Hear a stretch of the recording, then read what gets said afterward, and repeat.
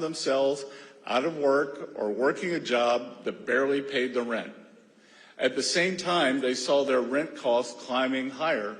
Why? Because they now had to compete for a limited number of homes against a seemingly unlimited number of illegals. Donald Trump stood above the endless stream of illegal immigration yelling, "Stop, stop."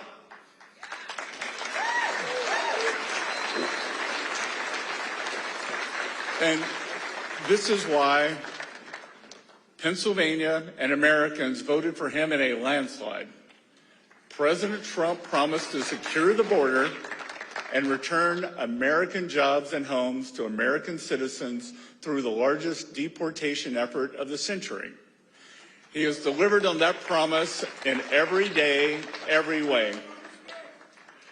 Common sense, simply closing the border. Our president is bringing an end to illegal wage suppression to put American workers first.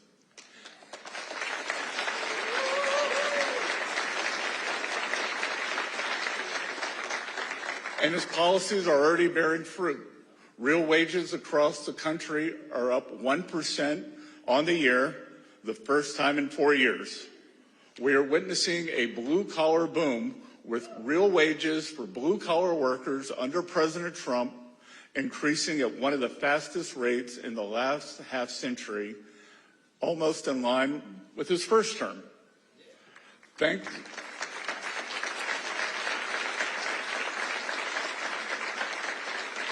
Thanks to the president's efforts to clean up illegal immigration, he is fixing high home costs as well. Rents have come down significantly. Consider that the average national price of rent has decreased 5% since the peak of Biden's immigration insanity.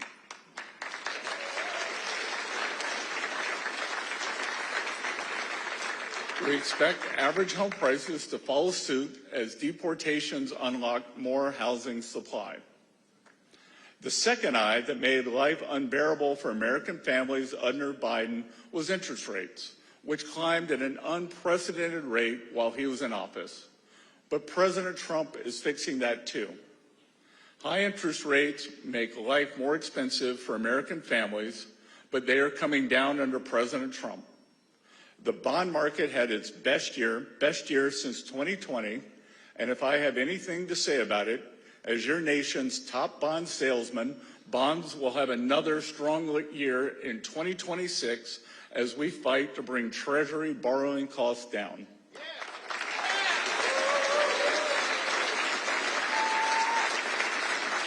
Lower Treasury borrowing costs mean lower mortgage rates, lower car payments, and lower credit card bills, which all translates to greater buying power for all Americans.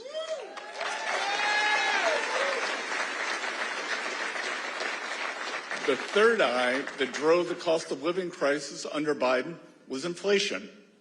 The previous administration ran up the highest deficit in U.S. history outside of a recession or wartime. As a result, inflation skyrocketed to a 40-year high. As Secretary Wright, the highest in his lifetime and my lifetime. Families watched our hard-earned savings melt away as prices of consumer goods climbed ever higher. As with immigration, the Biden administration stole from the American people through inflation. Consider that 42% of inflation under Biden was triggered by his administration's runaway deficit spending. Inflation is the ultimate stealth tax. It's the government's way of spending money it doesn't have and devaluing yours. Biden ran up America's credit card and left all of us here to foot the bill in the form of higher prices in groceries, gasoline, clothes, and other goods we depend on. This was just one more reason voters like you elected President Trump. President Trump is stamping out Bidenflation for good, and we fully expect it to roll down next year. Prices went up under Biden because his central planning policies created scarcity. Scarcity in nearly every sector of the economy, from housing and energy to credit and consumer goods. This made inflation even worse than it would have been as a result of deficit spending alone. But where Biden created scarcity, President Trump is creating abundance. Thanks to President Trump's efforts on deregulation, America's businesses are able to build and innovate again. Thanks to his one big, beautiful bill, Americans are taking home more of their hard-earned income as a result of no tax on tips, no tax on overtime, no tax on Social Security, and deductibility of auto loans for American-made cars. American-made cars. And thanks to his heroic efforts on trade, trillions of dollars in new investment have flowed into the United States, and our workers are finally able to compete on an even playing field. These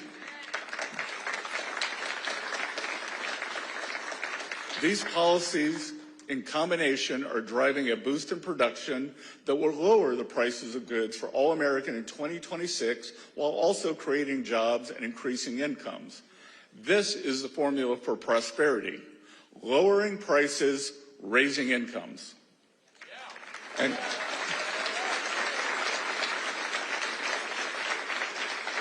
every component of the Trump economic agenda is in pursuit of these twin goals. Under President Trump, scarcity is giving way to prosperity.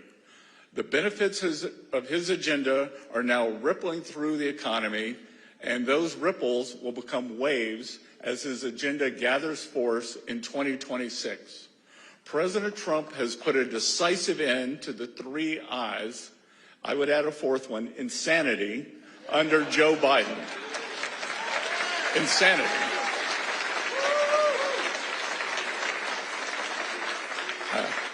Our great president is ushering in a golden age economy by making America affordable again. We're grateful to have you with us, and I look forward to the president speaking to all of you this evening. It's great to be with you. Thank you.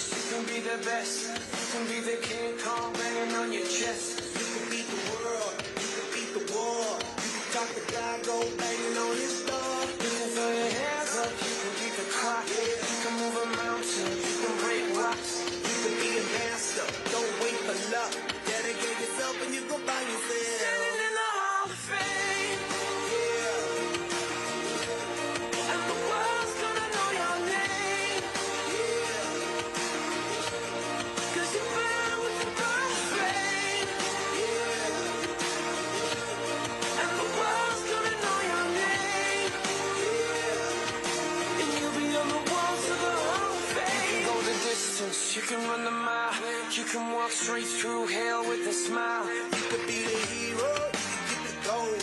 Breaking over records you thought never could be broke. Yeah, do it for your people, do it for your pride. And you're never gonna know if you never even try. Do it for your country, do it for your name. Cause there's gonna be a day when you're living in the Hall of Fame. And the world's gonna know your name.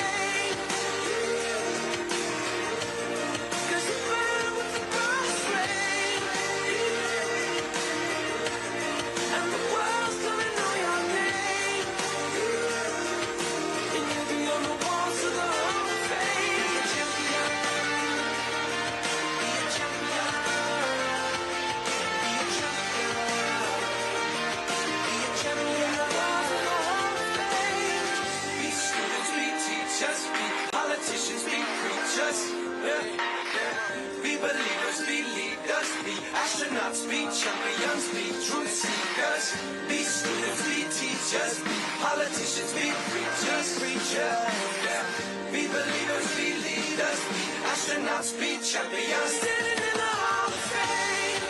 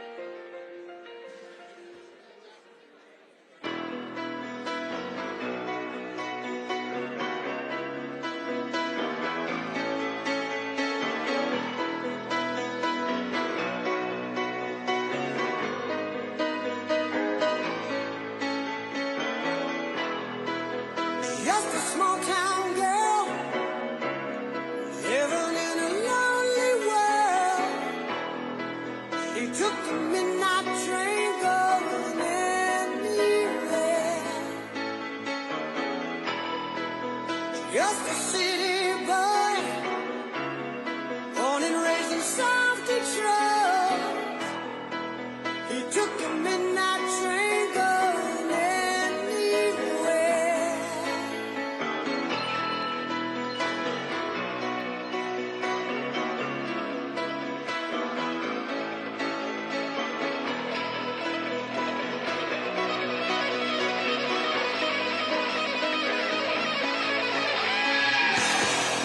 A singer in a smoky room, a smell of wine and cheap perfume. For a smile they can share the night. It goes on and on and on and on.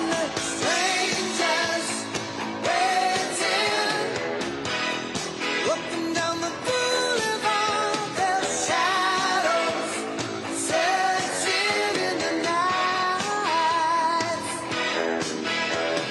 Streetlights, people, living just to find emotion, hiding somewhere in the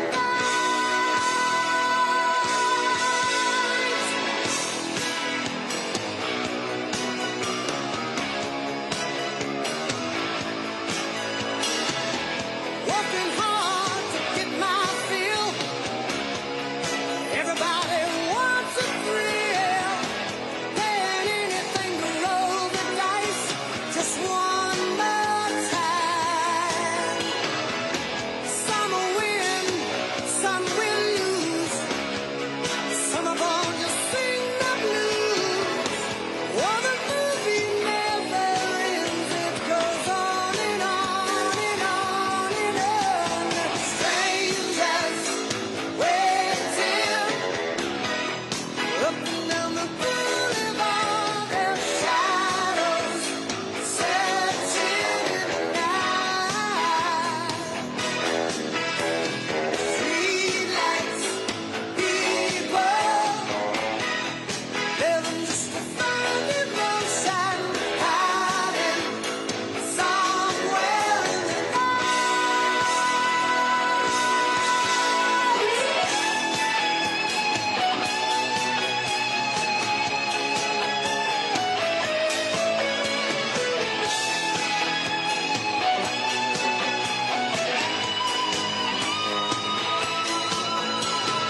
Don't stop believing.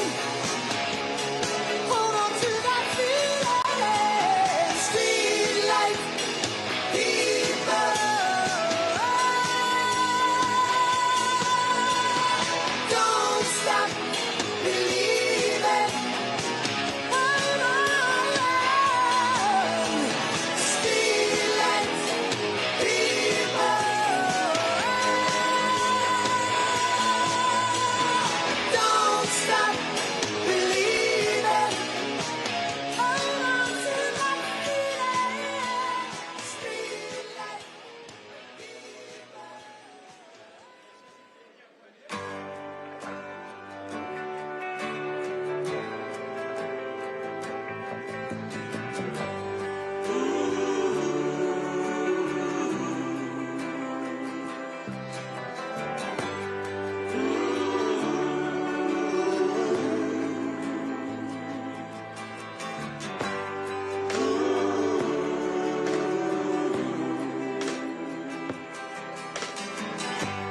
Mama, take this badge off of me.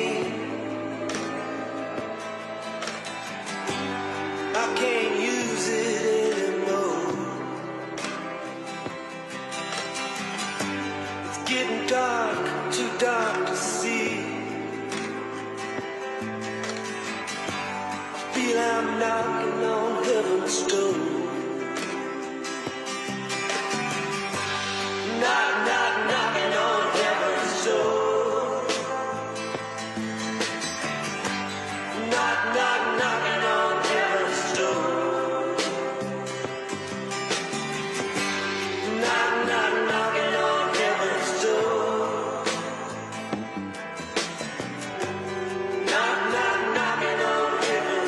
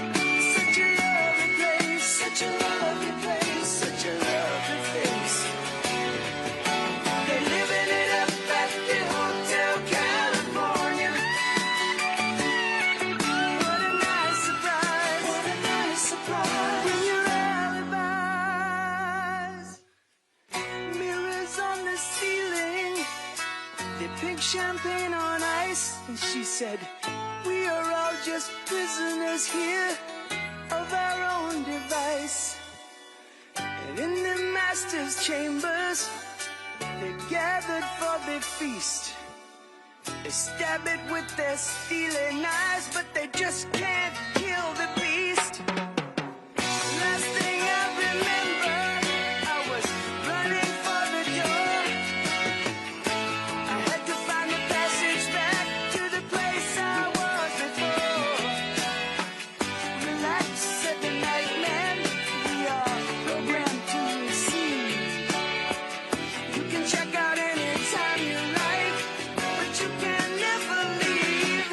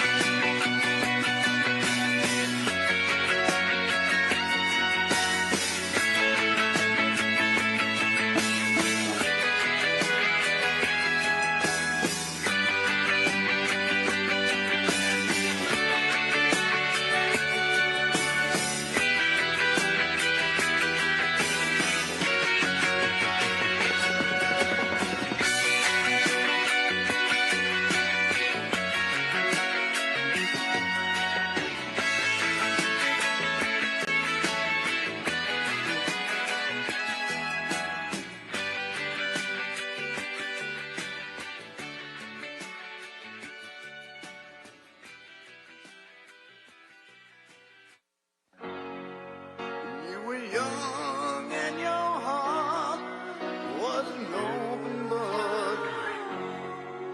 You used to say, live and let live. But if this ever-changing world in which we live in makes you give in and cry, say, live and let die.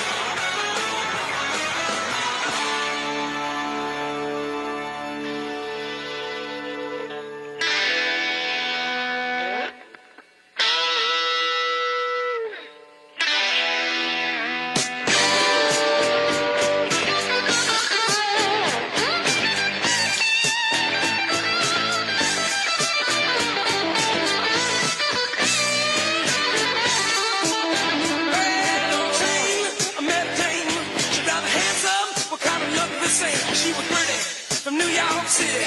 I'm walking down that old fair lane. I'm heat, I'm in love, but just couldn't tell her so.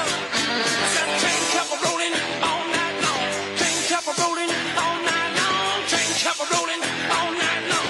Train kept a rolling all night long with a heel and a hoe, but I just couldn't tell her so.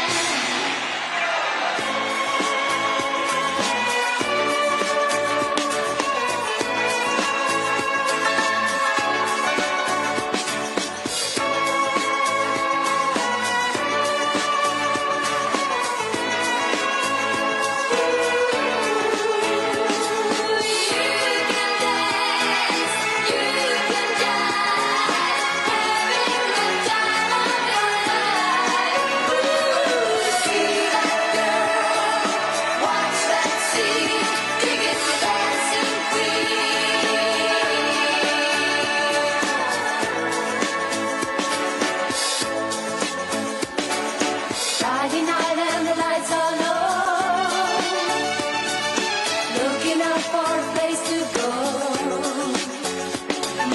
where they play the right music, getting in the swing. You come to look for a king.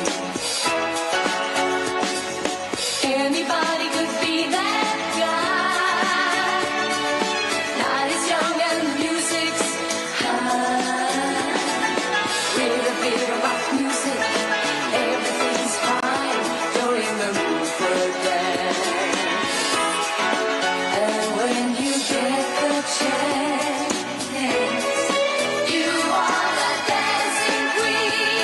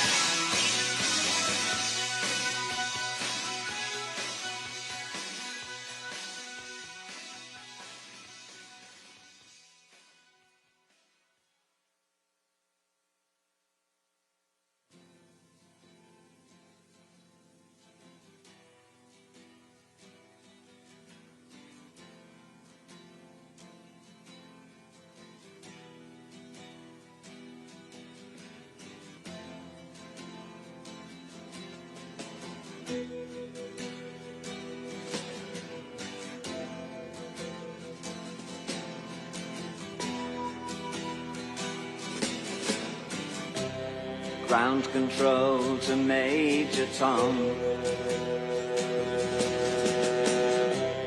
Ground control to Major Tom. Take your protein pills and put your helmet on. Ground control to Major Tom. 8, 7, 6. Commencing countdown, engines on. 3, 2. Check ignition and may God's love be with you.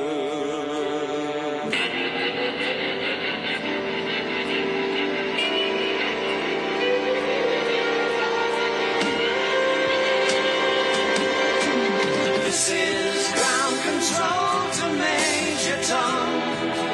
You've really made the grade, and the papers want to know whose shirt you wear. Now it's time to leave the capsule if you dare. This is Major Tom to ground control. I'm stepping through the door, and I'm floating in a most peculiar way, and the stars look very different today, for here am I sitting in a tin can.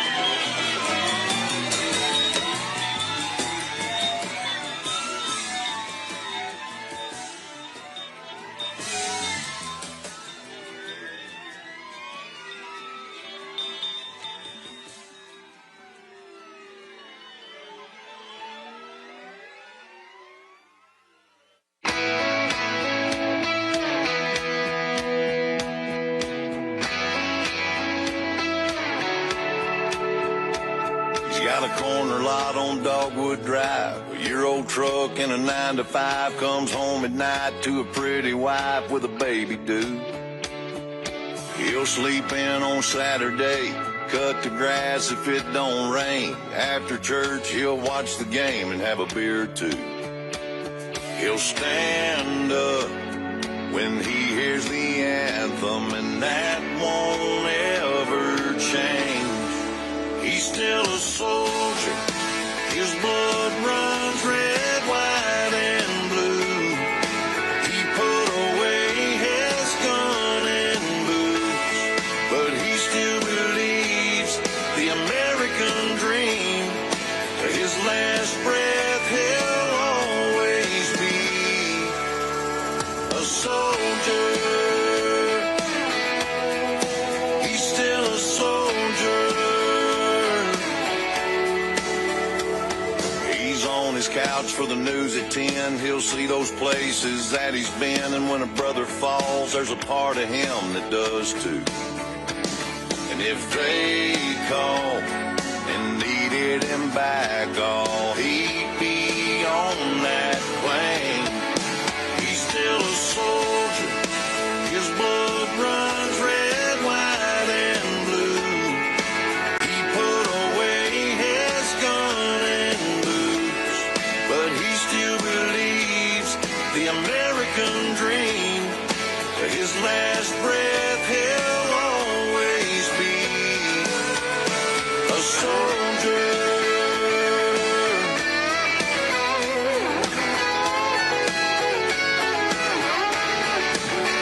He don't wake up anymore when he hears thunder.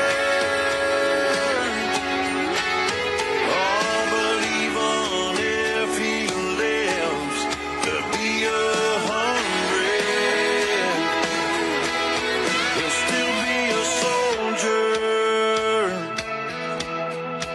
He's still a soldier. He's put away his gun and boots, but he still believes the American dream. Till his last breath, he'll always be a soldier. He's still a soldier. He's still a soldier.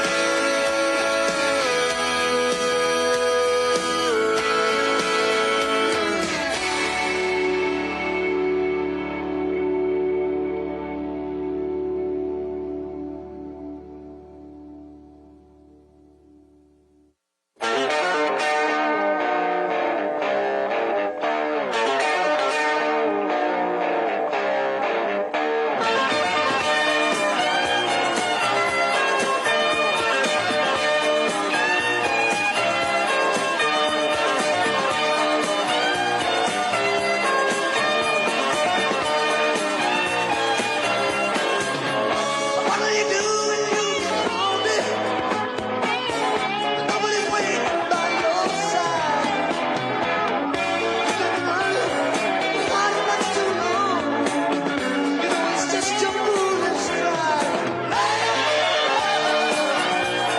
You got me on my knees. I beg you, darling, please. Darling, won't you hear my tried to give you consolation. When you're a man, you let you down. Like a fool, I've been in love with you. Turn my whole world upside down. Got me on my knees. I beg you, darling, please.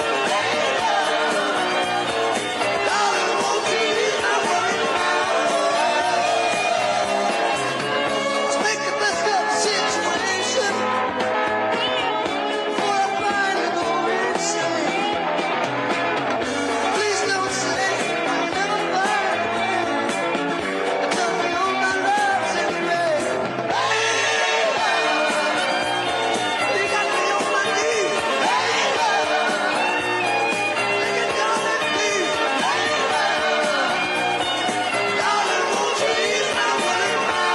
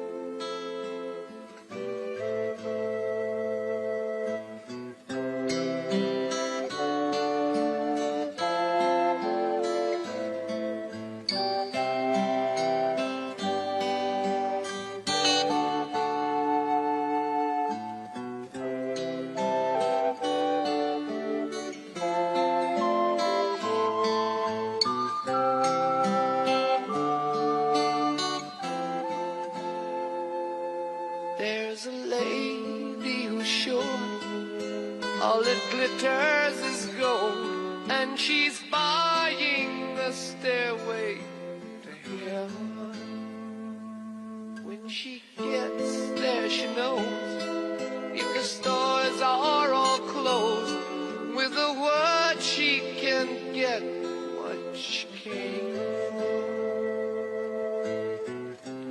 Ooh, and she's buying a stairway to heaven.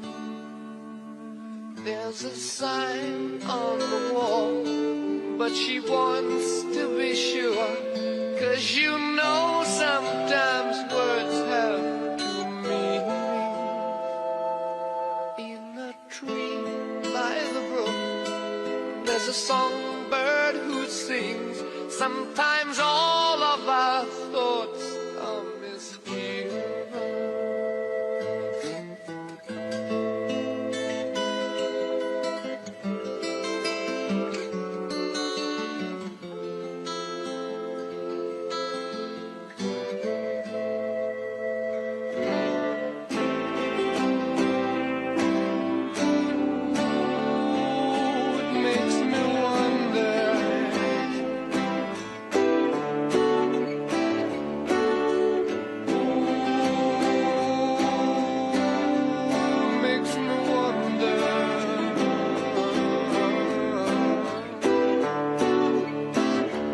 There's a feeling I get when I look to the west, and my spirit is crying for leaving. In my thoughts I have seen rings of smoke through the trees, and the voices of those who stand up here.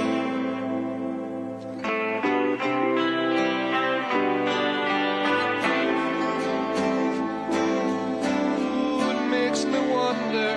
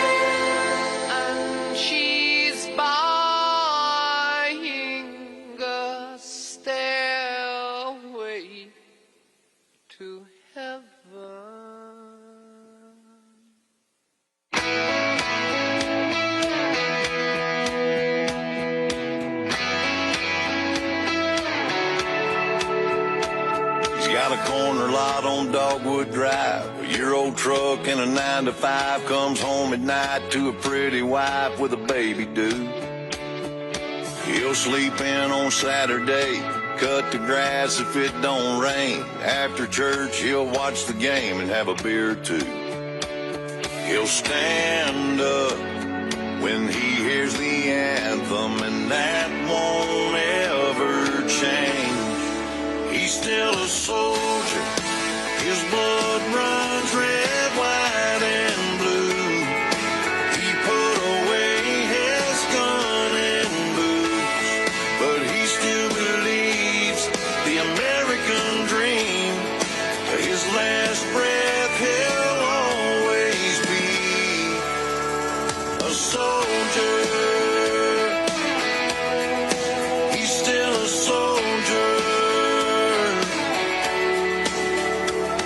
He's on his couch for the news at 10. He'll see those places that he's been, and when a brother falls, there's a part of him that does too. And if they call and needed him back, oh, he'd be on that plane. He's still a soldier. His blood runs red, white, and blue.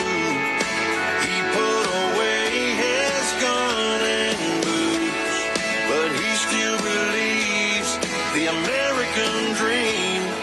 To his last breath, he'll always be a soldier.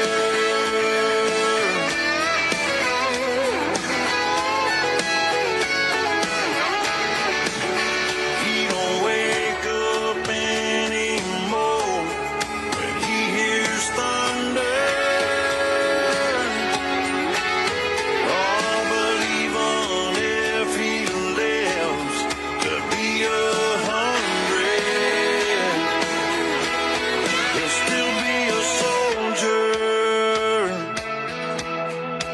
He's still a soldier. He's put away his gun and boots, but he still believes the American dream. Till his last breath, he'll always be a soldier. He's still a soldier. He's still a soldier.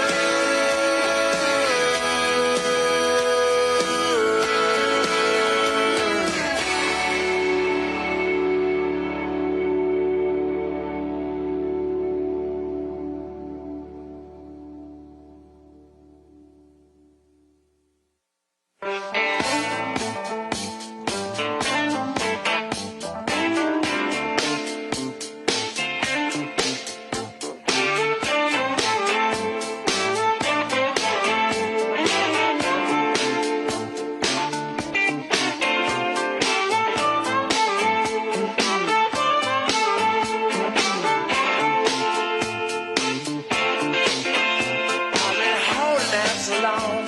I've been sleeping all alone. Lord, I miss you. I've been hanging on the phone. I've been sleeping all alone. I won't kiss you.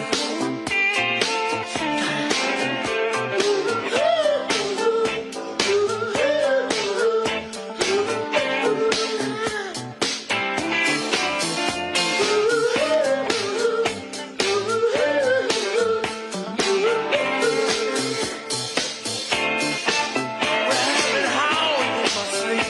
I've been starring in my dream. Lord, I miss you tonight. I've been waiting in the hall. Been waiting on your call. Your phone rings. It's just a friend of mine to see. Hey, what's the matter, man? We're gonna come round and swear with some Puerto Rican girls that's just died to meet too. You gonna bring a case of wine? Hey, let's go make some fool around, like we used to.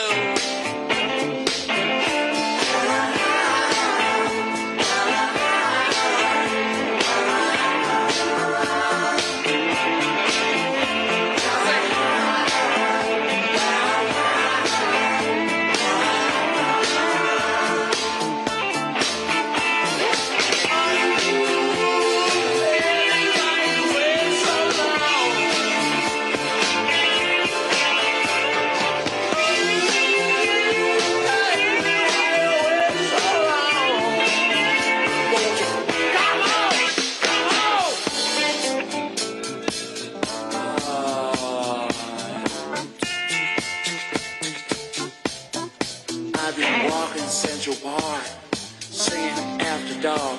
People think I'm crazy.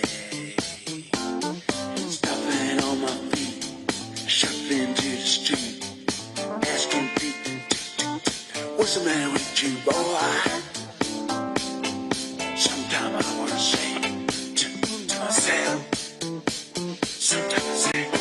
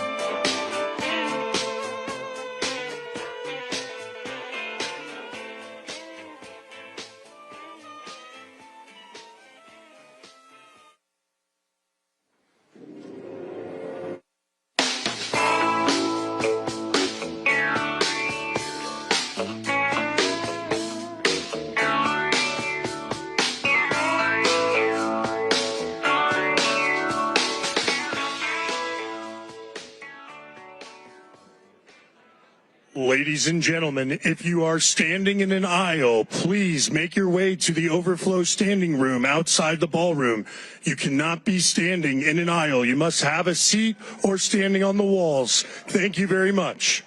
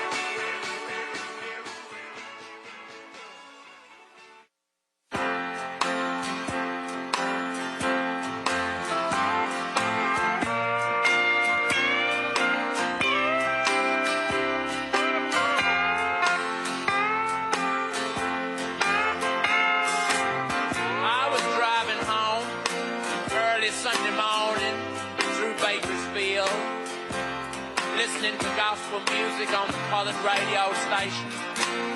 And the preacher said, you know, you always have the Lord by your side. And I was so pleased to be informed of this that I ran 20 red lights in his honor. Thank you, Jesus. Thank you, Lord.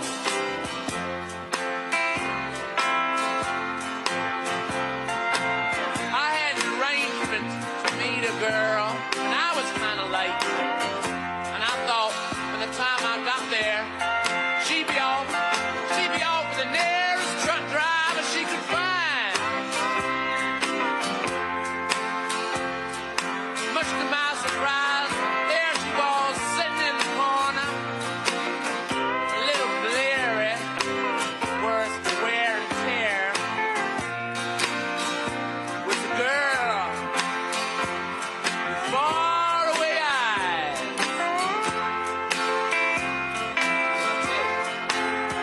So if you're down on your luck and you can't harmonize, find a girl with faraway eyes.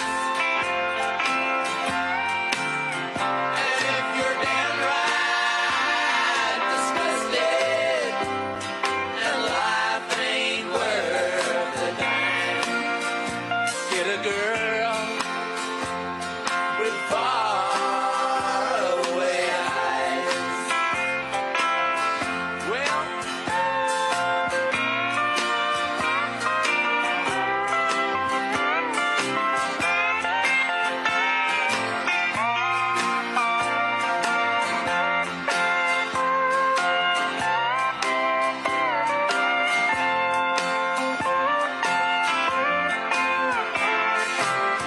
well, the preacher came right on saying that all I had to do was send $10 to the Church of the Sacred Bleeding Heart of Jesus, located somewhere in Los Angeles, California.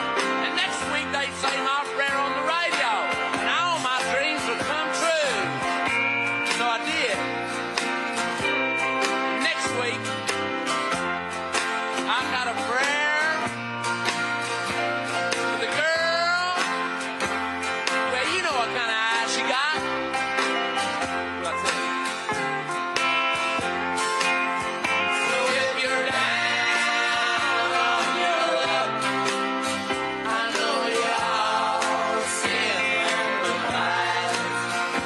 Find a girl with faraway eyes.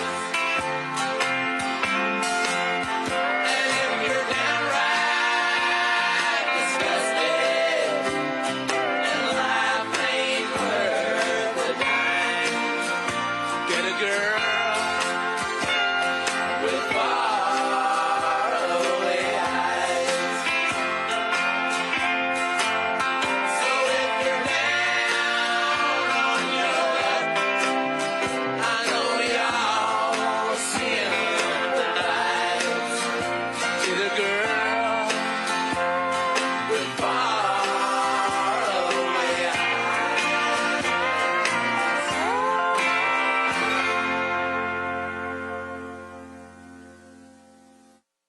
She packed my bags last night, pre-flight, 0 hour, 9 a.m. And I'm gonna be high as a kite by then.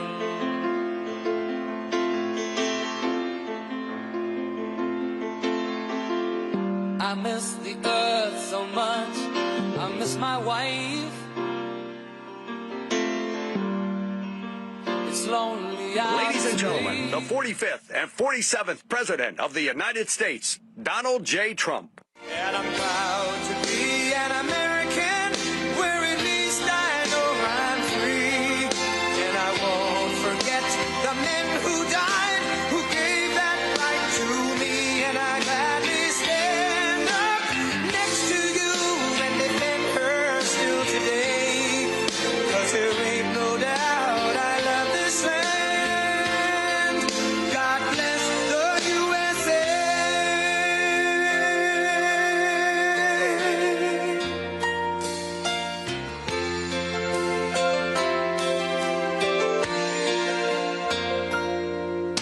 From the lakes of Minnesota to the hills of Tennessee, across the plains of Texas, unsea to shining sea, from Detroit down to Houston and New York to LA, where there's pride in every American heart, and it's time we stand and say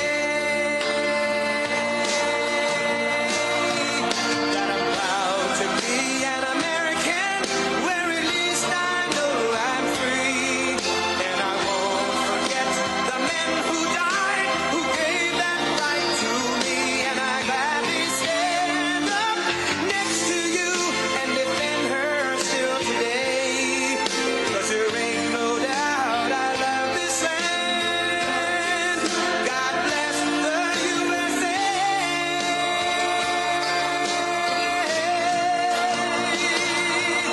And I'm proud to be an American, where at least I know I'm free, and I won't forget the men who died, who gave that right to me, and I gladly stand up next to you and defend her still today, 'cause there ain't no doubt I love this land. God bless the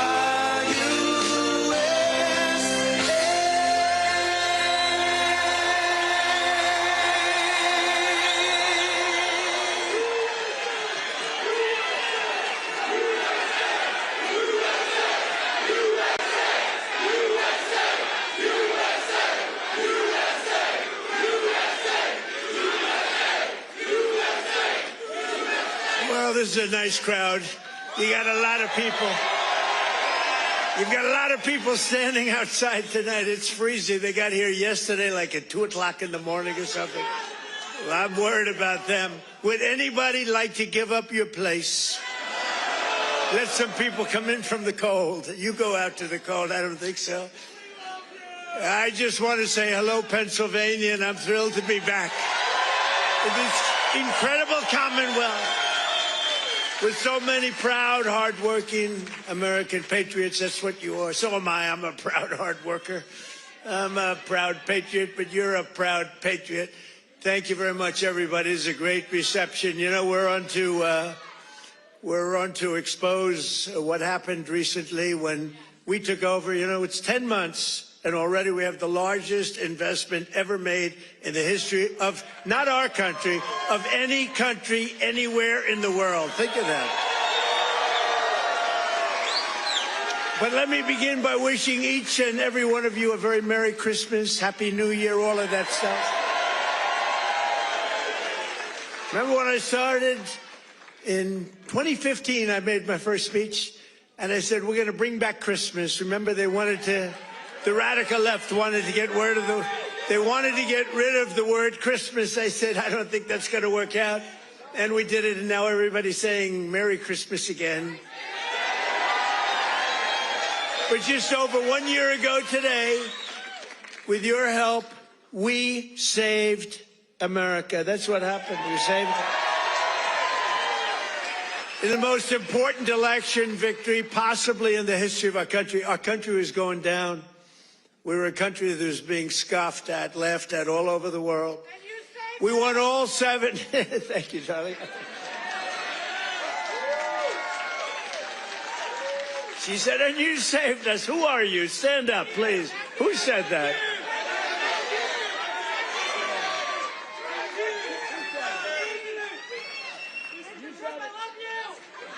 I love her.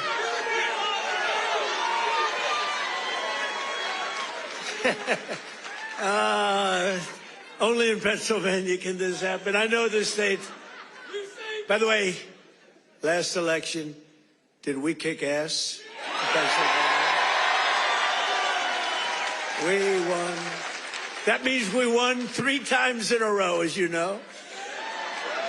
But we won all 7 swing states. We won the Electoral College, 312 to 226.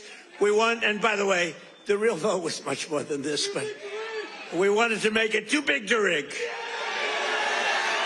We won the popular vote, for the first time of any Republican in many decades, and we won 86% of all counties in America, 2,700 to 525. That's good. We did it. Not me, we did it. And now, after just 10 months in office, I'm pleased to report that America is winning again, Pennsylvania is prospering again, and I will not rest until this Commonwealth is wealthier and stronger than ever before.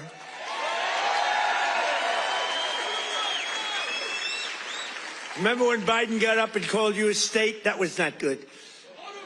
He said, it's great to be back in this state. Oh, where are we? Where are we? What state is it? It's Pennsylvania. Oh, okay. No, we're respected again as a country. We're respected. Since my inauguration, we've created nearly 60,000 new Pennsylvania jobs, including 4,000 Pennsylvania manufacturing jobs that the Democrats gave up on. You're doing better than you've ever done. Under our leadership, more than 40,000 Pennsylvanians have been lifted off of food stamps. 40,000. And working with a great guy, remember David McCormick? He used to go to every rally I had. He knew what was happening. And he's here again, as usual. I can't get rid of this guy. Where is he? He got a little lucky, though, you know, in Butler, a place called Butler, Pennsylvania. I love Butler, Pennsylvania, but it was amazing, and we had a tremendous crowd, like 55, 60,000 people. And then I called David. I said, David, come on up. He was working like hell to get elected. It was a tough race, and very few people could have done what he did. But I said, right at the beginning of the speech, I said, David, come on up. Come on up. I want to, this was before the thing happened. And then I looked up and I said, you know what, David, just stay there. I'll get you later. You're so lucky, David. You're so lucky. You don't know. I could have had a little differently shaped ear if it weren't for you. You know, you got very lucky that day. People don't talk about that, but I remember I called him up and I said, just stay there. Because he was walking a little bit slowly. I didn't want to take the time. Oh, boy, that was a good day for you. What a job he did. He's really a great guy, and his wife, Dina, is fantastic. Thank you. Stand up, brother. He's a lucky man. Working with Senator David McCormick, we've secured commitments for nearly $100 billion of investments in Pennsylvania. We were up here a few months ago. Some of the greatest energy companies in the world made that. We were doing it on a beautiful day. A little warmer than it is outside today, David. But over $100 billion, and we've saved a great American company. You know, we saved, this little group of people and me, saved a little company called U.S. Steel. And it's hot as a pistol now. And we have the keys to the company. It's always going to be here. It's never moving. They said, what happens if it moves to Japan? I said, you can't move a steel mill to Japan. You can move a headquarters, but the steel mill stays here. That's all that matters. And I will tell you, the company is spending billions and billions of dollars, and there was no second by comparison. Other companies were interested, and they really are. They call me all the time, tell me they're really excited about it. And, you know, they're building a lot of additional plants. It's turning out to be beyond what anyone thought possible, but we had to save U.S. Steel. U.S. Steel was one of the greatest companies, which really, for a long period of time, years ago, the greatest company anywhere in the world. U.S. Steel was, you see it with the big factories that were, I mean, 2 years ago. Now it's starting to fill up. The tariffs have filled it up because people are coming here. Other steel companies are coming to Pennsylvania now because of they don't want to spend 100%, 50%. 25% of tariffs are all coming in. It's amazing. You know, the word, remember when I said tariff? My favorite word is tariff. True. But then I got a lot of heat from the fake news. Look at all of them back there. I took a lot of heat. I got up early on. I said my favorite, it's turning out, you know, tariffs are bringing us hundreds of billions of dollars. I just helped our farmers out because they're starting to do really well. But in order to try and negotiate, some countries played a little cute, and we just gave them, right out of a tariff money, cost us nothing, right out of the hundreds of billions that we've taken in, we gave the farmers a little help, $12 billion, and they are so happy. And all they want is a level playing field, and now it's happening. And the tariffs are making them rich. It's going to be, you're going to see what happens over the next 2 years. It's like a miracle is taking place. But we've taken in hundreds of billions of dollars, really trillions. Scott, we have the great Scott Bessent. Scott, stand up. And if you add to that all of the companies that are pouring their money to building plants in Pennsylvania and many other states, auto plants, AI plants, plants of every type, which we would have never had if we didn't put the tariffs on. Did you see where Europe now is saying, I think we got to start doing what Trump is doing. We've got to start putting on tariffs because we're getting our asses kicked, and it's true. But Scott, if you really think about it, it's trillions of dollars, not billions of dollars, right? So it's amazing. It's the smart people understand it. Other people are starting to learn. But the smart people really understand it. 1 year ago, under Sleepy Joe Biden, have you heard of him?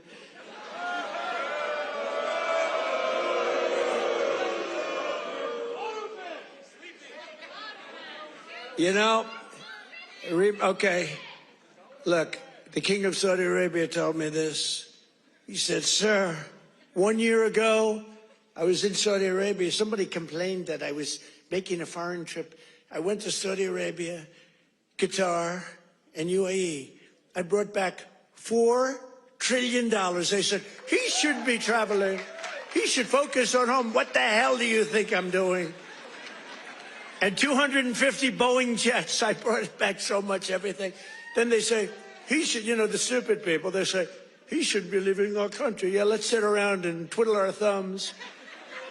It's, no, it's sort of crazy, right? But 1 year ago, the King of Saudi Arabia said it. He said, sir, 1 year ago, you were a dead country. Dead. They were focusing on China. They were looking for, you know, who's next on line, frankly. And he's a good man. And the Emir of Qatar said it. UAE said it. The big company, the big, smart country said it. We were a dead country 1 year ago. We were dead as a doornail. We were going down the tubes. And now we're the hottest country anywhere in the world. There's nobody close. Sure.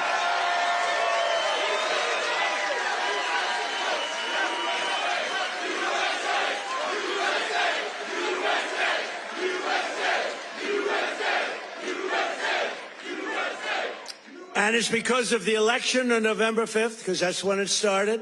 You see what's happening with recruitment in the military. The enrollment is the highest we've ever had. And, you know, right before November 5th, we couldn't get anybody in the military. We couldn't get police. We couldn't get firemen. We couldn't get anybody. And after November 5th, that's when it started. Right now, we have the highest enrollment we've ever had, the greatest recruitment days we've ever had in the military. It's amazing. So it's November 5th, and it's also, again, it's a thing called tariffs. And I told you, I was about to say that, you know, because I love the weave, the weave. You know what the weave is? You go here, bing, bing, bing, bing. You always have to get back to the right location. But otherwise, they'll criticize you for straying from the speech. By the way, if I read what's on the teleprompter, you'd all be falling asleep right now. But it's true, 1 year ago, and during periods of time, I'd say my favorite word is the word tariff. I love it more than any other word in the dictionary. And the fake news said, that's terrible. What about God? What about family? What about religion? What about your sons, your daughters? What about how terrible that's this? So I moved it back to 5th. I have it to 5th. And now I'm in no trouble with the fake news, you know? They say, what about religion? They always find, so you have to weave a little bit with the punches. You have to go, you know, the boxers, you got to go with the punches. But it's been amazing what's happened, and it's been amazing. It's a transformation of our country. I have the greatest oil man anywhere in the world. I see him sitting right there, Chris Wright.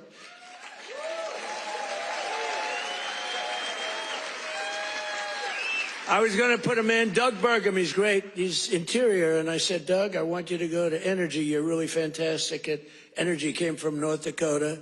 Big fracking place. They done really a great job. He was a great governor, I would say, right? Really great. And a great person. He's doing a fantastic job. I said, I want you to head up energy, sir. I'd be good, but I'll tell you, there's one man out there in the whole world. There's one man out there who would be better than me. Who is it? A man named Chris Wright. Who the hell is Chris Wright? Give me a break. I never heard of the guy. Well, you never heard. He's the biggest there is. He's the smartest there is. The greatest oil man in the world. Chris Wright. I said, I got to see this guy. And after about 2 minutes, I understood exactly what Doug was saying. So I said, okay, Doug, you'll go to Interior. You work with, because interestingly, Interior owns all the land that has the oil. And he has all the expertise that drills the oil. And I said, you know, we'll do a friendly merger here. This is pretty good. And that's what we did. And we're right now drilling more oil than we've ever done ever before. Prices are way down. We just had 4 states. It was just reported that 4 states had $1.99 a gallon. Right? We're still moving. So I want to introduce Chris Wright. Stand up, Chris.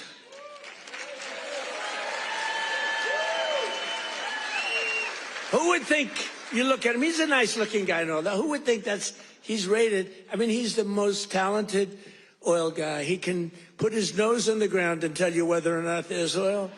Other people have to spend billions of dollars on machinery and equipment, and it doesn't work. So I want to thank you. You're doing a great job. And is it true? We are right now, energy overall, not only the oil and gas, we are right now involved in more energy and have more energy in the works by far than we've ever had before. Is that right? Yeah. Not even close. Yeah. And I have no higher priority than making America affordable again. That's what we're going to do. And again, they caused the high prices and we're bringing them down. It's a simple message. If I had one message tonight, you know, this is being covered like all over the world. This is crazy because I haven't made a speech in a little while. You know, when you win, you say, oh, I can now rest. So Susie Trump, do you know Susie Trump? Sometimes referred to as Susie Wild. Susie Trump. She's the great chief of staff at the, they don't use the word chief of staff anymore because of the Indians got extremely upset. But now the Indians actually want their name used, which is true. They never didn't want it used. But the chief of staff, and she's fantastic, she said, we have to start campaigning, sir. I said, I won. What do I have to do already? They said, we have to win the midterms, and you're the guy that's going to take us over the midterm. Where's Susie? Susie, come on, Susie. Look at Susie. Susie's the greatest. And who do we see there? We even brought our superstar today, Caroline. Stand up, Caroline.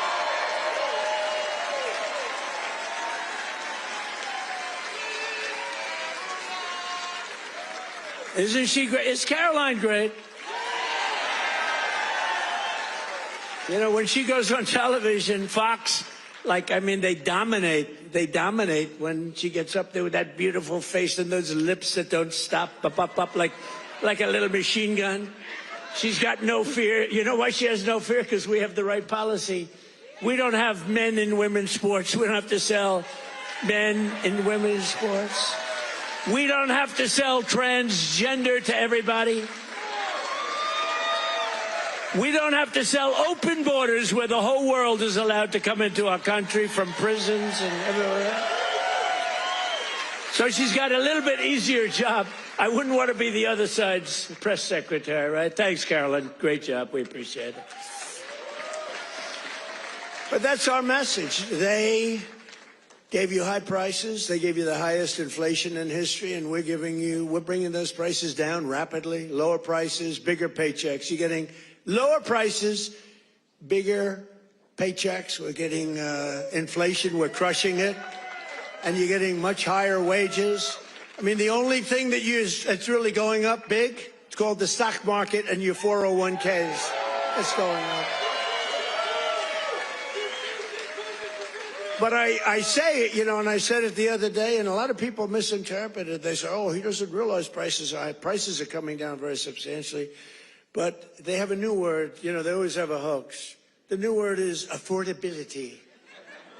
So they look at the camera and they say, this election is all about affordability.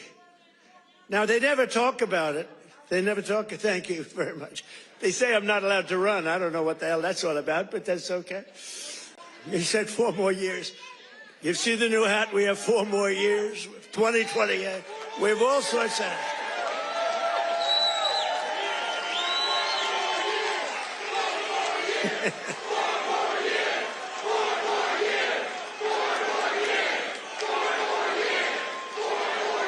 Well, you know what? We have 3 years and 2 months to go. And you know what that is in Trump time? 3 years and 2 months is called eternity. We have a long time. We have a long time. But under Biden, real wages plummeted by $3,000 a year. Under Trump, the typical factory worker has already seen their wages increase by more than $1,300, and that's in just a few months. And for construction workers, it's $1,800 up versus $3,500 down, and I think their number is wrong. It's much lower than that. For miners, do we love miners? I love miners. I don't know how they do it, going 10,000 feet under the ground, and they wouldn't trade jobs with me. If I gave them a beautiful, magnificent penthouse in the middle of Manhattan, where I used to live, if I gave them the most beautiful penthouse, they wouldn't take it. They'd rather go 10,000 feet underground and dig. That's what they want. For miners, their wages went up $3,300, and we're bringing back coal. But my administration cannot talk about anything else except when they say the word coal, they have to precede the word by 2 words: clean, beautiful. So we only call coal clean, beautiful coal. Is that right, fellas? Because coal needs a little public relations help. It's a very powerful fuel. It's used by China. You know, China makes all our windmills, but they don't have any wind farms. It's a little interesting, isn't it? Wind is the worst. That's a scam. They ruin your valleys. They ruin your peaks. And the most expensive energy, the only ones that get rich are the developers who make a fortune. You have to change your windmills. And most of them are made in China, but China has very few wind farms. You know why? Because they're smart. You know what they do have? A lot of coal. They love coal. So that's okay. But we have clean, beautiful coal, and we brought it back into vogue. We have nuclear, we have oil and gas, we have sort of everything. We don't approve windmills. We don't approve it, I'm sorry. We don't like things that kill all our birds. And that every time you put one up, only the guy that owns it makes a lot of money. Those guys, what a joke. And they are ugly, you're right, sir. But Democrats talking about affordability is like Bonnie and Clyde preaching about public safety. And they are really truly the enemy of the working class when they do it, because we're going to have a great energy policy. You know, our oil prices are coming down, very substantial energy prices. And honestly, with that, everything comes down, because there's nothing nearly in the category of oil. You wouldn't even know what second is. There are seconds and thirds, but it's so far down the list we don't even talk about them. You get energy prices down, which we're doing. Again, the greatest amount of drilling, the greatest amount of fuel being produced right now in our country than ever before, by far. It's not even a contest. And when that happens, those prices come down. That's why you're seeing oil per barrel coming down nicely, very nicely. We don't want to go so rapidly because we want the people that produce it to keep producing it, but they're doing good. But it's amazing. But when energy comes down, your other prices come down too, all of your prices. And that's exactly, we inherited the highest prices ever. and we're bringing them down. We inherited the worst inflation in the history of our country. Think of that.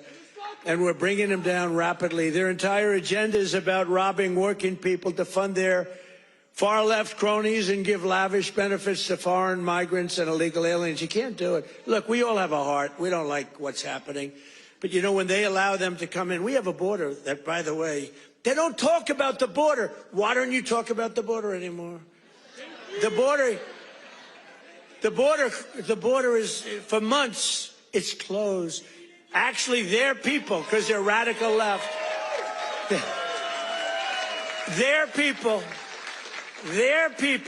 radical left, they rate the border and everything. You know how many people came into the border over the last 7 months? You know what it is? Zero. Zero.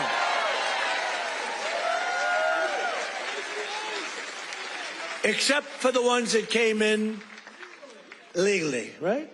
Legally. When Biden and congressional Democrats had power, they blew up our economy, sent prices soaring. Look, the poor guy, he didn't know what the hell was happening. Okay, I'm sorry. It wasn't him. It was the lunatics that circled.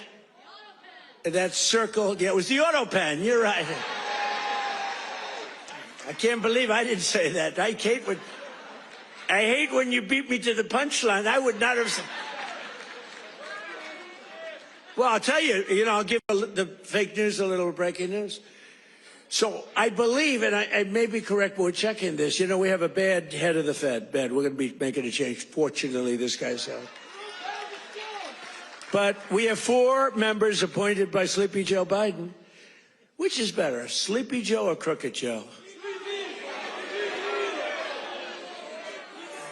Historically, when I've done polls, from people, I do my own polls. I go to a big arena. We have 20,000 people. I say, which you like, Sleepy Joe or Crooked Joe? And I learned, I save millions of dollars. I don't have to do any polling, okay? Typically, Crooked Joe wins. I'm surprised. Because to me, he's a sleepy son of a bitch, who destroyed our country. If we didn't come along, and it's not me, it's all of us. If we didn't come along, this country was destroyed, I'll tell you. It would have been destroyed. But now Democrats in Congress want to take us straight back to the Bidenomics. They don't change. And I don't really talk about it because, for instance, I watched a congressman the other day on a television show. They were interviewing a Democrat. He was fighting like hell for men to play in women's sports, okay? And I was going to put something out. I was going to he's a well-known congressman. And I said, let's save it about 2 weeks before the election. Right, David? We don't want to do it now. What the hell good does it do now? Let's save it for about 2 weeks because we don't want them to change. Just let them keep going. I think transgender for all is a great, great thing for the Democrats to be talking about. Transgender for every member in your family. If they're not feeling well that night, let's just change their sex. Now, let's not talk about it. Let them go and let them fight to get these things. I think open borders are great. Where prisons are emptied into our country, right? Where people from all over the world being dumped into our country. The people that aren't wanted in their countries, by the way. I think that's a great, like Somalia. Welcome. Do we have any individuals from Somalia in the group? Please raise your hand. That's for Minnesota. That's called the Great Big Minnesota Scam with one of the dumbest governors ever in history.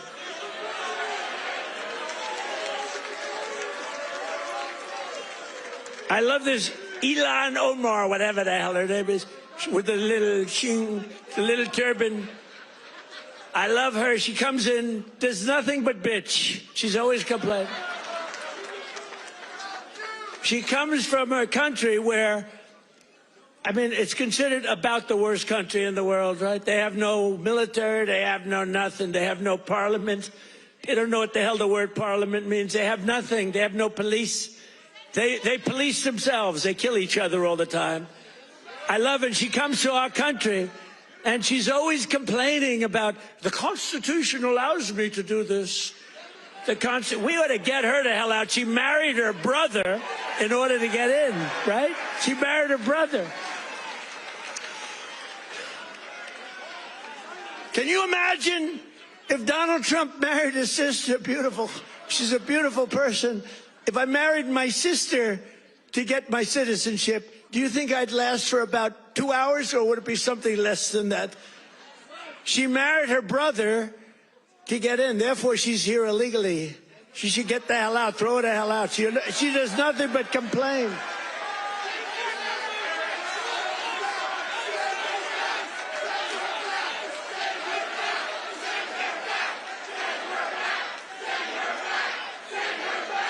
So now, and we have our Savior in this room. His name is Secretary of the Treasury, Scott Bessent. He's right there. Because that very handsome man, by the way, if you're picking the Secretary of the Treasury, is he like the perfect guy for a movie? He's made for the movie. Stand up, Scott. Look at him. No, he's central casting. He's central casting. But you don't, under that beautiful exterior is a killer. And here's what happened. He is in charge of the investigation of Somalia and the billions of dollars they have robbed from Minnesota, right? I hope you do your job. I hope you're not one of these Republicans where something comes up and they don't do what they should do because they're nicer people. You know, they're much nicer people than the Democrats, but Scott's actually not a nice person at all.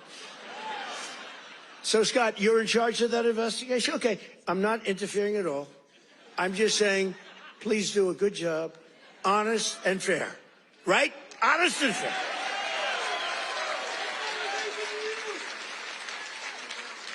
Oh, if he's honest and fair, you know what he's going to find?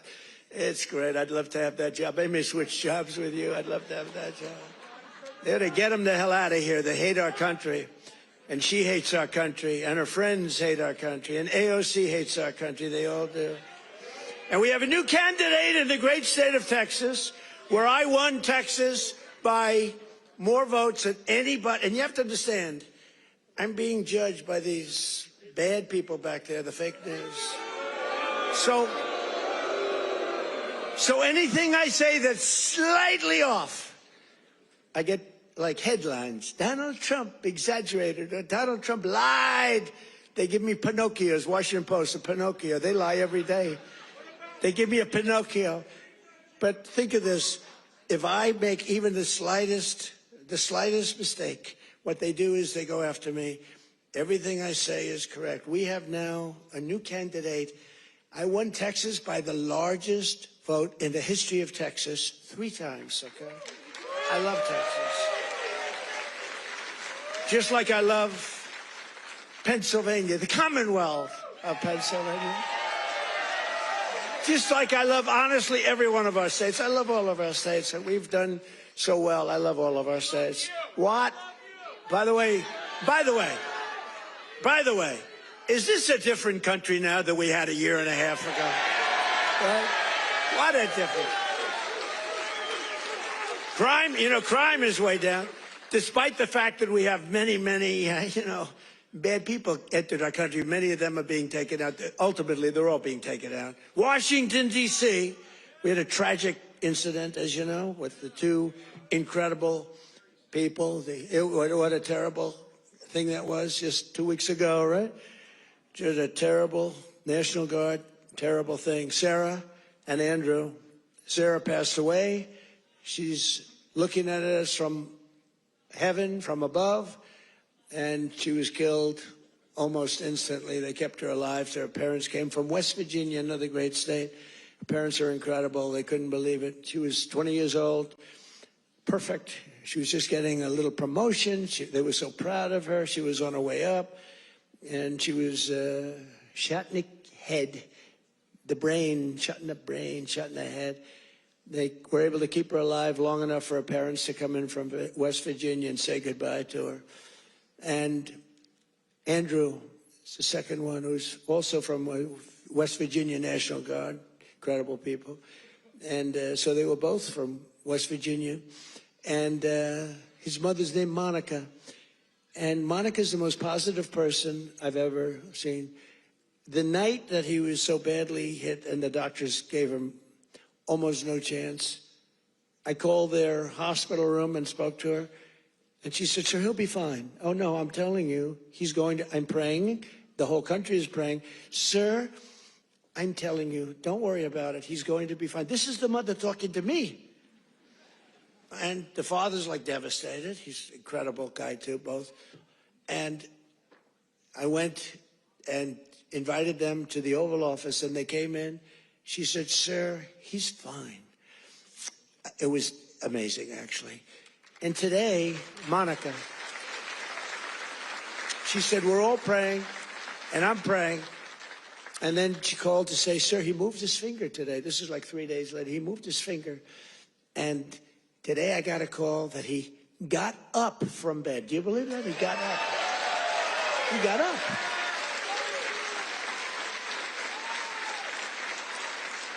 Now, he didn't speak. He's not ready for that yet. I mean, you got hit in the head.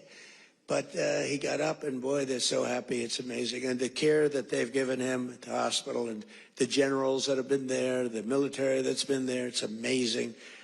General Seward and others that she said the level of love that your military has given to my boy. And by the way, Sarah's parents said the same thing. The love and the affection and the care that they're given, they can't even believe what's happened. But Andrew stood up today, and people even can't believe it. So the mother was amazing, and let's hope it continues. Look, it doesn't get much worse than what he did. Let's hope it continues. But that's an act of terrorism. This is a guy came from Washington, state of Washington, came across the country, and he wanted to kill people with the uniform. A whack job. Isn't it crazy? Think of it. He was also very badly injured. And they're fighting to save his life so that we can give him the death penalty. How crazy is that, right? They're fighting to save his life so that we can give him the death penalty.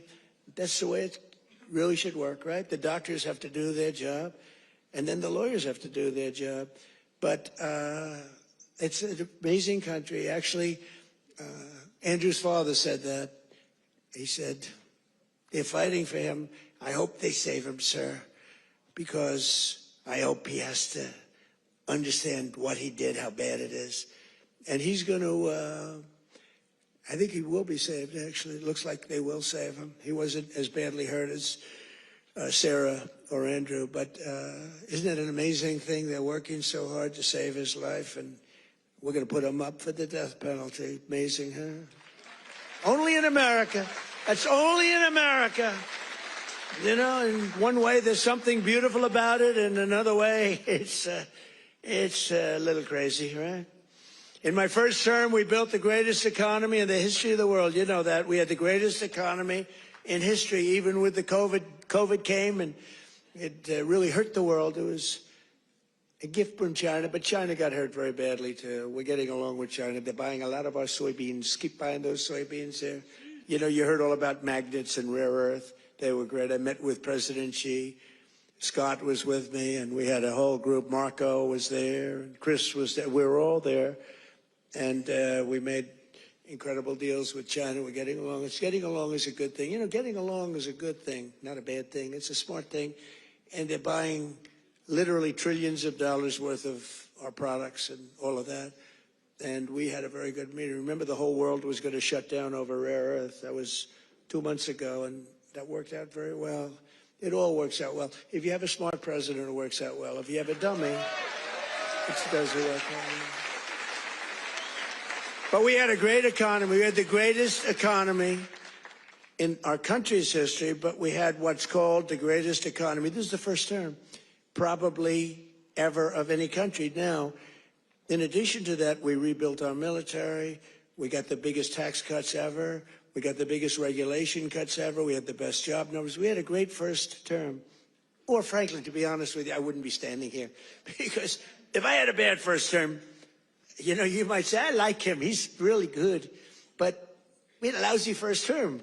You're not going to vote. You voted for me because we had a great, despite all of the Russia bullshit, despite all of the impeachments, you know, think of it. The impeachments, all of the crap we had to go through with these crooked Democrats. They're crooked as you could be. They're bad people. They're sick people. But despite all of that, we had an amazing first term. Our second term is blowing it away. It's blowing it away.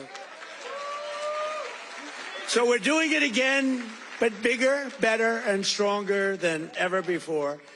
There's more work to do, but today, 22 states, we're setting 22 total. Is that right, Chris? That just came out, that statistic.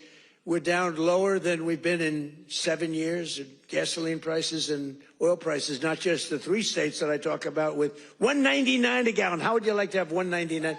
You know, that's the equivalent of a very major tax cut. You know, when you get the energy prices down, it's really the equivalent, maybe even in many cases better than a big tax cut, which we gave you. We gave you the biggest tax cut ever in the first term. We then gave you, with the great big beautiful deal, which is phenomenal, we gave you something that's even better than we did. We gave you an extension of the biggest tax cuts and the biggest tax cuts ever, even bigger than the first term. And that's one of the reasons that your 401ks are through the roof. It's one of the reasons that the stock market is at the highest point. So rent prices are down, dairy prices are coming down very strongly. The cost of Thanksgiving turkeys was down by 33% compared to the Biden era. Biden era. You know what you did during the Biden era for Thanksgiving? You said, oh, my God, this is terrible. It was a rotten Thanksgiving. And Walmart, I thank them. You know, they came out with a big, like sort of a numbers thing, a chart, and they had it 25% less. So that's pretty good. A Thanksgiving meal with all of the trimmings is 25% less under Trump than it was a year ago under Biden. That's a good start. We're bringing it down, and we're coming down more. We're coming down a lot more. Takes a little time to come down. They were ruining. They're going to destroy our country. The cost of a Christmas ham, what? Don't forget who? Eggs. I'm getting to eggs. But you're right. Remember with eggs where I had my first news conference. 2 days went by and I had a news conference, right? Unlike Biden, 2 years go by, he still didn't have it. Remember? He'd walk off the stage. He's finished with his, sir, you finished with your speech. Now what? You finished what? And then he'd walk into a wall. What he did, and it wasn't him, it was some really smart, radical left lunatics. What they did to our country, we can never forget. We can never forget. But you remember the first eggs? We remember the first 3 days. I just got there. Sure, what's these people? 2 of them are there, right there. Look at all those cameras you got. You got a lot of television going. 2 of them were there. And I'm talking about, yes, I look forward to getting involved and doing great things. What about eggs? Eggs are down. They go, eggs. They said, the price of eggs is quadrupled. I said, oh, I didn't know that. Tell me about it. It's gone up like 4 or 5 times. Remember eggs right at the beginning? He's right when he says eggs. It went up like 4 times. It was like crazy. And they said, sir, don't buy. They came into the Oval Office. Sir, you know, we have an Easter egg hunt. It's like a thing for 150 years at the White House. Beautiful. They said, sir, we're going to buy plastic eggs this year. Plastic eggs. We don't have, you know, enough eggs to go around for that. I said, you're going to buy regular eggs. And by the time Easter comes, we're going to have so many eggs, you're not going to know what to do. You're not buying plastic. And we didn't. And Brooke Rollins, our Secretary of Agriculture, did an incredible job. And eggs dropped like a rock. And we ended up buying a lot of eggs for a lot of... But the price of eggs is down now 80% since March. Think of that. And we have 2 price charts. Do you remember the last time I pointed to a chart?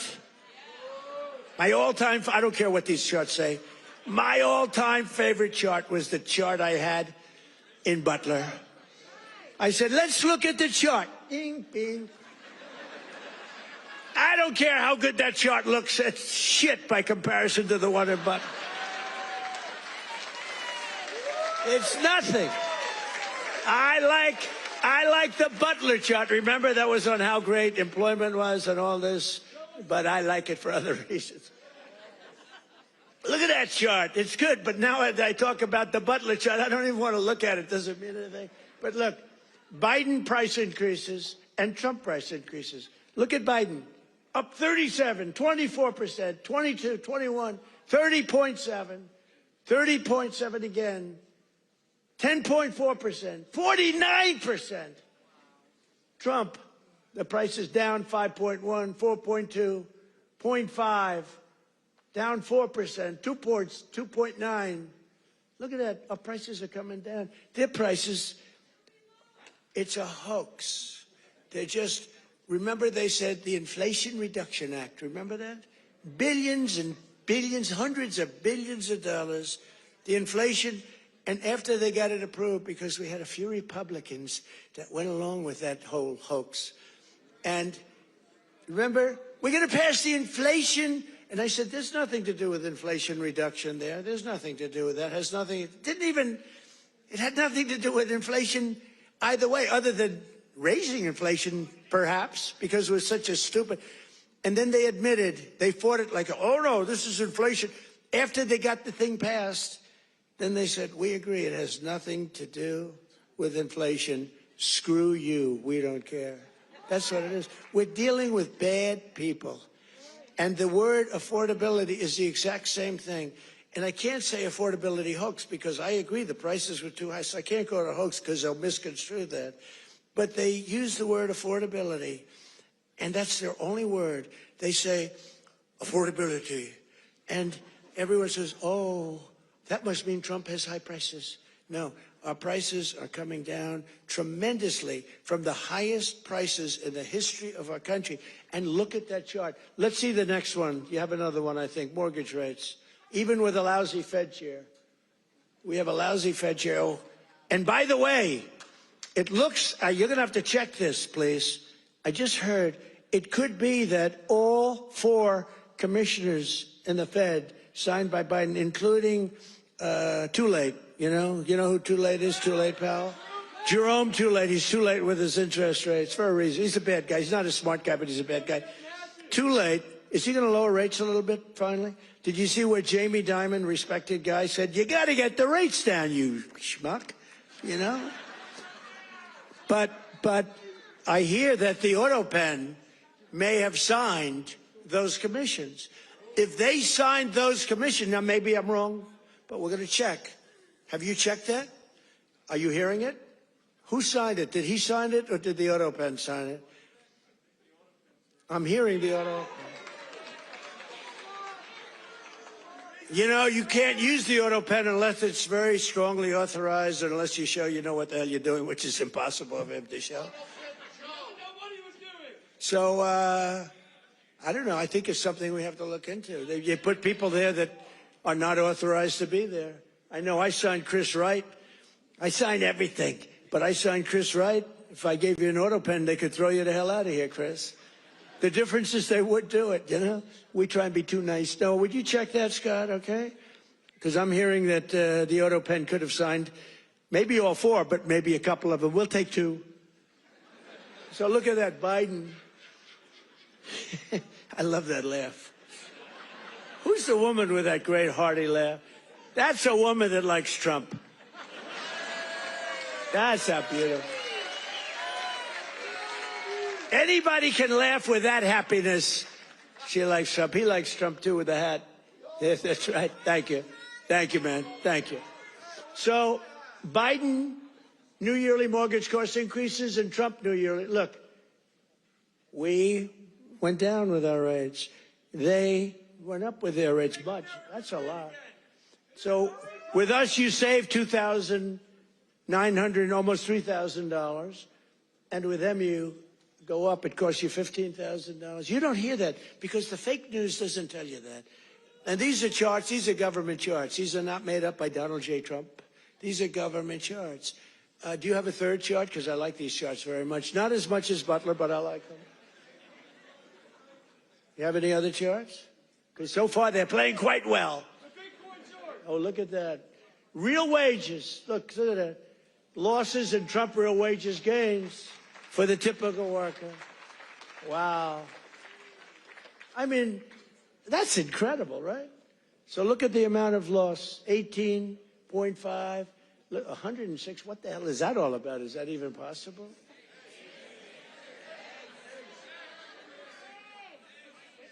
Biden food. Oh, I see. No, that's the eggs. You move that chart very quickly. I said, what's going on with that chart? They did. That was Houdini did that. Because I was saying, boy, I really like the numbers having to do with real wages, but, you know, they've played very well. But this plays very well, too. So you have Biden food price increases, Trump. Look at that. Look at that. So ours are decreases, all decreases, and they're moving down good. But look at AIDS, 106%, and we got them down 15%. Look at those numbers. But you don't hear that from the fake news. You don't hear that. What do you think of that, David? I think we're going to have to do something. You know, we should impeach him, but he's gone. I guess we can't. Right?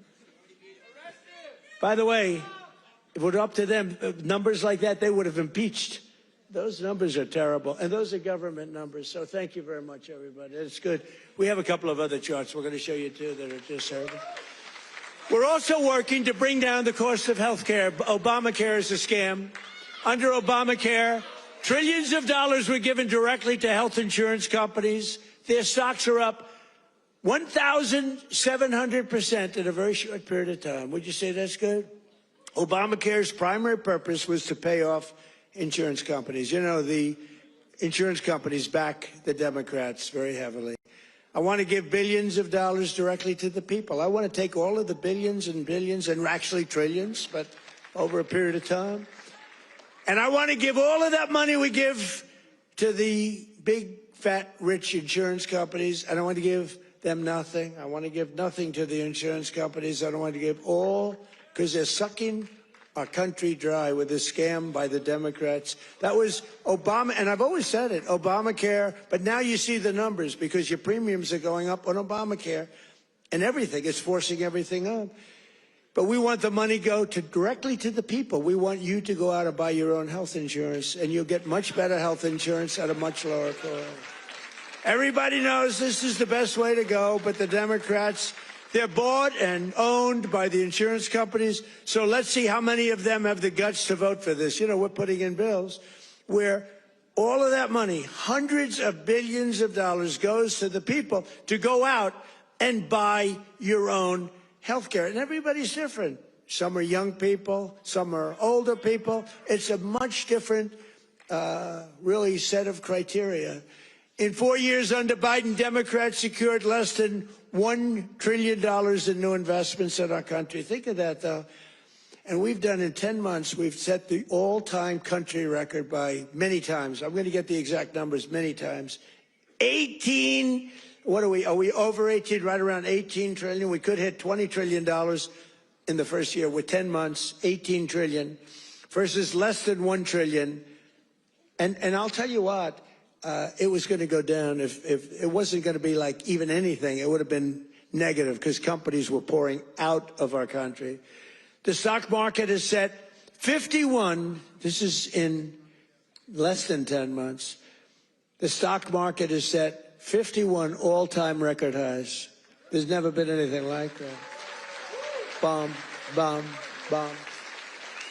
Bum, bum, bum.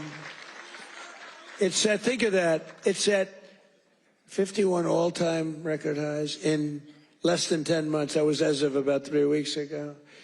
Before I entered office, 100% of all new net jobs were going to migrant workers. Think of that. 100% of new jobs were going to migrant. These are government numbers, by the way. These are not Trump numbers. These are government numbers. Because they say, well, did Trump come up with these numbers? No, I didn't come up. I'm just... Migrant workers and illegal aliens got 100%.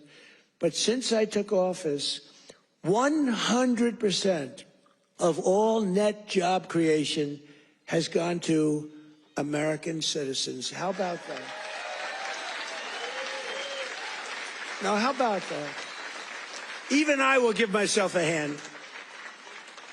Now think of it, 100% went to American citizens before 100% went to people that came into the country illegally. Again, many of them from prisons, many of them gang members, drug members, Tren de Aragua. More Americans are working today than at any time in the history of our country. That's why when they ask about the economy, you know, you have fake polls. How's Trump doing? You hear these numbers. How's Trump doing on the economy? I was interviewed by a very hostile group today. I said, why am I doing these people? They're hostile. But they were relatively fair because they can't beat you. I don't mind. I can be interviewed by anybody. Were you concerned if you're doing badly, you don't want to be interviewed by bad people. But they can't do anything to you because the numbers speak. It was Politico. I did an interview today. It was a good interview because they have no ammunition. The one person said to me, it's unbelievable. Our economy is unbelievable. There's never been anything. But the Democrats go out, prices are too high. Yeah, they're too high because they caused them to be too high.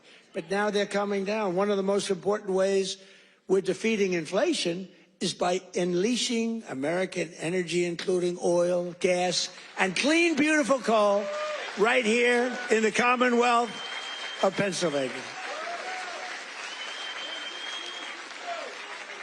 Did you know I went to school in the Commonwealth of Pennsylvania, right? The great Wharton School of Finance. I love the Wharton School. Became a little liberal, but these are minor details. But the Wharton School, one of the greatest schools in the world. I went here and loved it. I loved the school, and I love Philadelphia. Philadelphia's gotten a little rougher. But we're going to take it. And you have a great football coach, and you have a great running back, Saquon.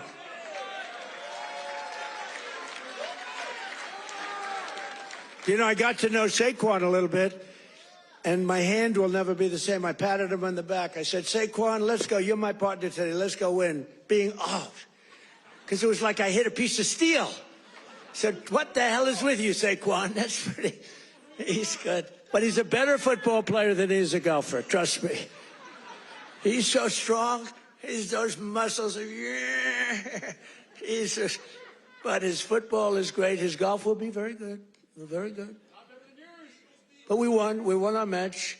And you do have a great coach. I was with you, Coach. I got a little streak going here, but that'll change. But he's a great coach. Well, you won the whole deal, right? I got to know him last year when he came to the White House, and I said, this guy's he's a real leader. The players loved him. And you had some players that are just, really just fantastic guys. But you have a good football team. It's really good to watch. But for 4 long years, Biden and the Democrats tried to endlessly kill Pennsylvania energy jobs. They worked so hard to kill the jobs. They wanted wind all over the place, you know. Let's go buy those windmills for millions of dollars each from China.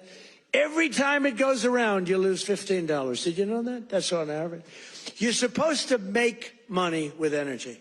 You're not supposed to lose money with energy. And everybody that's doing wind is in virtual bankruptcy right now. If you look at UK, I told he's a nice man, Starmer, Prime Minister. I said, you have a great energy source in the North Sea. Use it, or you're not going to be in office very long. Their energy prices, they're putting wind all over Scotland, all over the most beautiful fields in the world, Scotland. All over beautiful. Oh, we have some Scottish people here.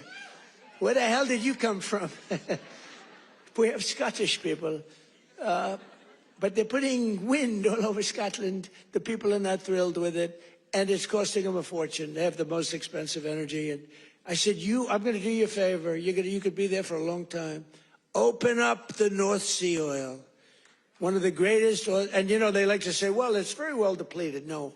It's good for another 500 years, and they haven't even found most of it yet. And if you look at Norway, they have a section of the North Sea, which in theory isn't as vibrant, and it's a very rich country. They have a tremendous worth because of the North Sea. But UK has to, if they don't go back to oil, I think a lot of bad things are happening to Europe. You know that. Their immigration policies are so bad. Is so bad. Destroying our beautiful Europe. I love Europe. they're destroying Europe and they better do something. I'll give them just some free advice. I'm focused here, but I give them free advice. They better be careful because immigration and energy are going to destroy Europe. On day one, I ended the war on Pennsylvania energy. I just terminated something that was insane. And we all love Elon. Elon was up here campaigning, right? But I said, Elon, I think electric cars are great, but not everybody wants an electric car. And I ended the insane electric vehicle mandate where everybody was supposed to have an electric car by the year like 2030 or some ridiculous year like that. It's just not going to be that way. I don't think it'll be some like hybrid, some kind of like gasoline powered. I mean, the nice thing about gasoline is we have 2,000 years worth of we have more gasoline, we have more oil and gas than any country anywhere in the world. Is that right? And they want us to go to batteries. Let's go to batteries. We don't have battery content. So let's go to batteries, according to these morons that were in our country. Let's not use oil and gas, which we have more than any country in the world. Let's go to batteries. Well, we have to go to the Congo and get it from China. But I actually stopped the war with Congo and Rwanda, and they said to me, please, please, we would love you to come and take our minerals, which we'll do. But I stopped the Green New Scam. It's a total scam. And, you know, we had, they used to call it global warming. Then they called it 15 other things. None of them worked. So they came up with climate change. Remember? Climate change. Because you can't go wrong with climate change if it goes up. Remember? Global warming. And then the temperature started going down like a rock. Remember? We had global warming and they sent that big, beautiful ship with all scientists on it. And it went into deepest Alaska. It went up through the ice. And the global warming, it was getting so warm. Except, unfortunately, they had a bad few weeks. It got so cold that the ice just crushed the ship. We had to take those poor bastards out by helicopter. The scientists, they said, one guy was petrified of helicopter. He said, I have a choice, go down in the ice with the ship or go in a helicopter. He chose the helicopter. He made it. But we have a very simple policy, right, Chris? Drill, baby, drill. We have a simple policy. And natural gas production is booming. Coal mining is up by 2.4 million tons a month. And we're also reviving Pennsylvania manufacturing. And with our historic tariffs, steel production is roaring back. We're building steel mills all over the country. And U.S. Steel is coming back at a level never thought possible before. And I was up.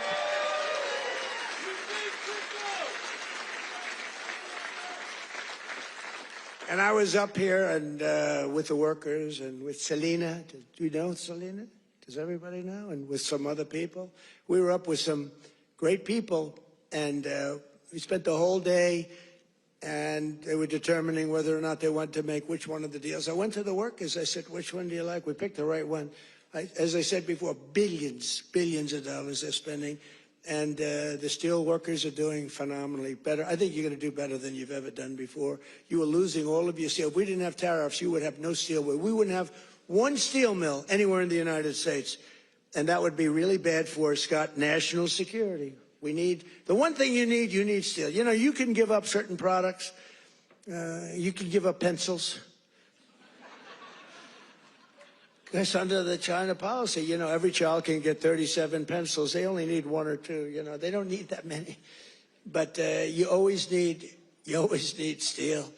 You don't need $37 for your daughter. 2 or 3 is nice, but you don't need $37. So we're doing things right. We're running this country right. We're also putting thousands of dollars in the pockets of hardworking Pennsylvanians with the largest tax cuts in American history.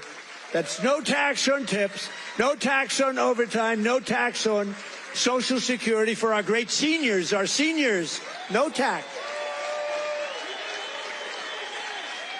And all of that kicks in on January 1st. You know, it hasn't kicked in yet. I mean, we're doing great, and it hasn't kicked in yet. And It's amazing, and it's one of the reasons they said, "Sir, would you mind going on the trail?" And I actually like it, you know. I have fun. I have fun. I haven't read practically anything off the stupid teleprompter. And then my speechwriters they're getting awards for some of the finest speeches, and I haven't even read them. And the award for the finest writer in the history of speech making, Ross. Where are you, Ross? Are you here, Ross? Where the hell is Ross? Ross, are you here? Look, first time I've ever introduced him. Ross, get over here. I got it. He's a young, handsome man. He's the greatest. Thank you, Ross.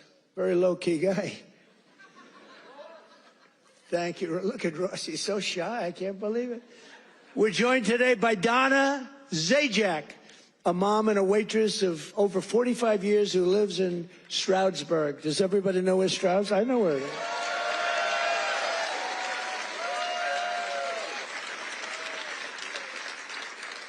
Because of no tax on tips, Donna estimates she will keep hundreds of additional dollars every single month, and she'll put all of that money toward her daughter's dream of becoming a veterinarian. That's a good, right? A good thing.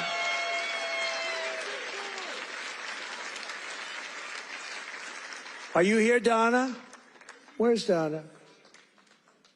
Oh, come on up, Donna. Come on. Come on. You want, say a few words. Look how beautiful she is. She stood up. She wasn't supposed to come up, but when I looked at her, I said, come on up, Donna. Look how beautiful she is. You're not allowed to say that anymore. You know, in politics, if you say somebody's beautiful, that's the end of your political career. I say, I don't care. I don't care. Come on up, Donna.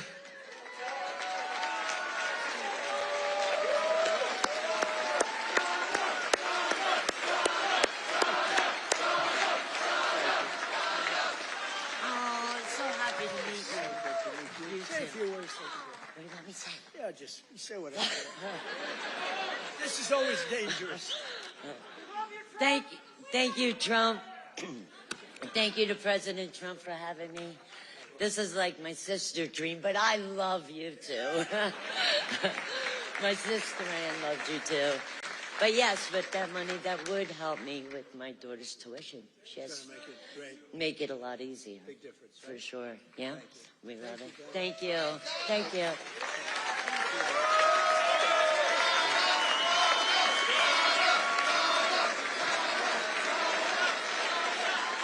A star is born.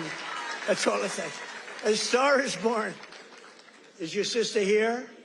Is your sister here, Donna? Are you? Oh, hello. How are you? Good family. Well, thank you. Thanks, Donna. That's beautiful. Also with us is Marine Corps veteran Sean Downey, who now serves as a firefighter and a local first responder. Sean worked over 400 hours of overtime. That's a lot. And thanks to no tax on overtime, he'll take home thousands of dollars extra, which he plans to use to buy your first home. And thank you. Where's Sean? Good, Sean. Good. So you're going to use that money well, right? That was not an easy one to get approved. You know, it all went through Congress. I had to really push hard. I was not nice. I was not nice to get you that money. But you're going to use that money to get a house, right? A first house? Good. Well, you have a great future. Thank you very much. And here as well is Megan Hemhauser from Cresco, Pennsylvania. Megan's husband works 10 to 15 hours of overtime a week operating heavy equipment while she bartends and waits tables at night and homeschools her two children during the day, getting more and more prevalent. Homeschooling getting more and more. It's happening. That's okay. It's good. But thanks to no tax on tips and no tax on overtime, more than a quarter of their income will be tax-free. Megan, do you want to come up? Come on, Megan. Come on up.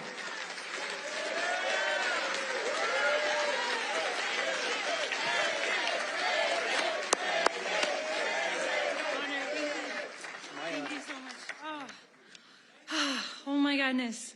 Thank you. Thank you so much. As President Trump said, I'm a mom, a wife. I homeschool my 2 brilliant children. And the no tax on tips is incredible. No tax on overtime is incredible for my husband. And it all comes back to our family. It saves us, and it's for the future of our children. And it's been such a blessing to be home with them and to have them here with me tonight. And thank you for everything, President. Thank you. Thank you. Good to see that. I want to show that. You know what's great? So she had these notes, right? Not notes, it's a speech. She never even looked at it. She was great. It's much better when you don't have to read it. Ladies and gentlemen, thank you. So I just thought, great job. That's a great job. Thank you. Thank you so much. Thank you. Thank you. Thank you. That's great. Never looked at the notes.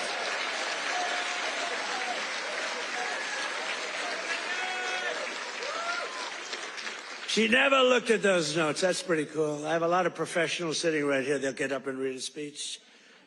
But Megan didn't have to do that. Another key part of our tax cuts is known as Trump accounts. Under this new program, the federal government will be creating an investment savings account for every single newborn American child with $1,000 to be invested and grow over the course of their life, right at the beginning of birth.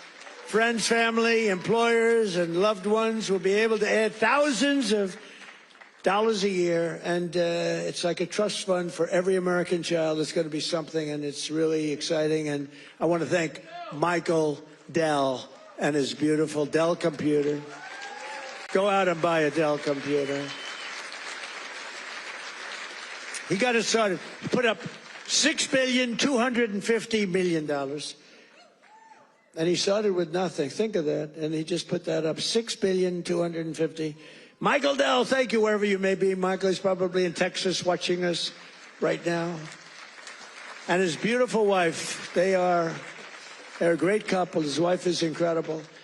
Every single Democrat in Congress voted against these unbelievable benefits for American families. Why would you vote against? Money is being put up. Big money is being put up. And you know, these kids, when they get to be 18, 20, 21, 30, 35 years old, they could have $100,000, $200,000. And they're going to be rich. I mean, they're going to feel rich. And they're going to be watching it grow. And they may be helping it grow. Who knows? You never know.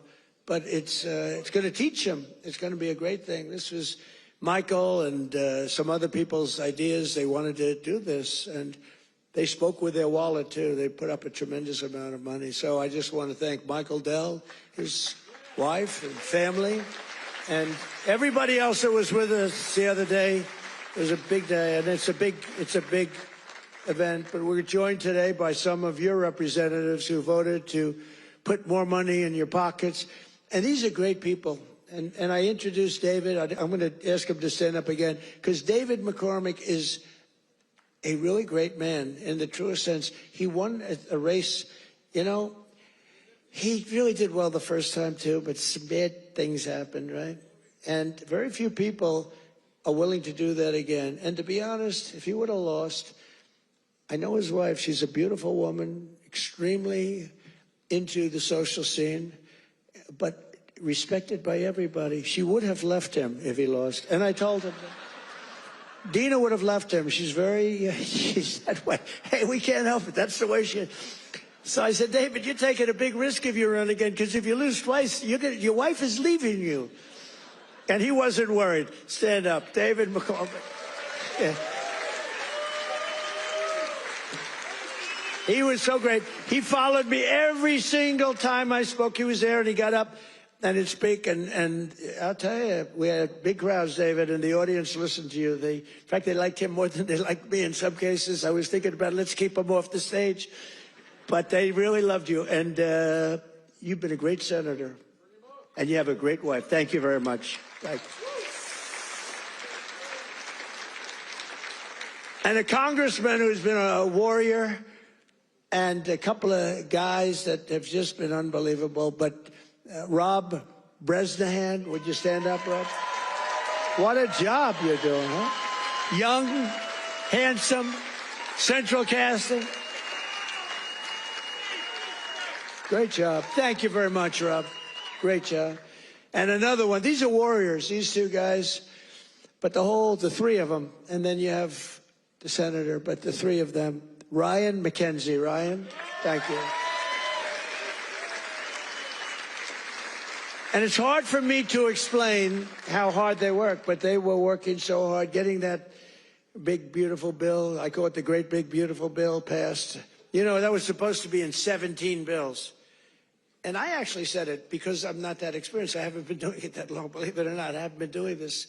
I had one man, he was a congressman, and we had a big meeting, and he was telling us all how to do something. And I said, I disagree with that. He said, sir, I've had 22 races, and I've won 20 of them. I know what I'm doing. And I said, sir, I've had 3 races, and I've won all 3 of them. And mine was for president.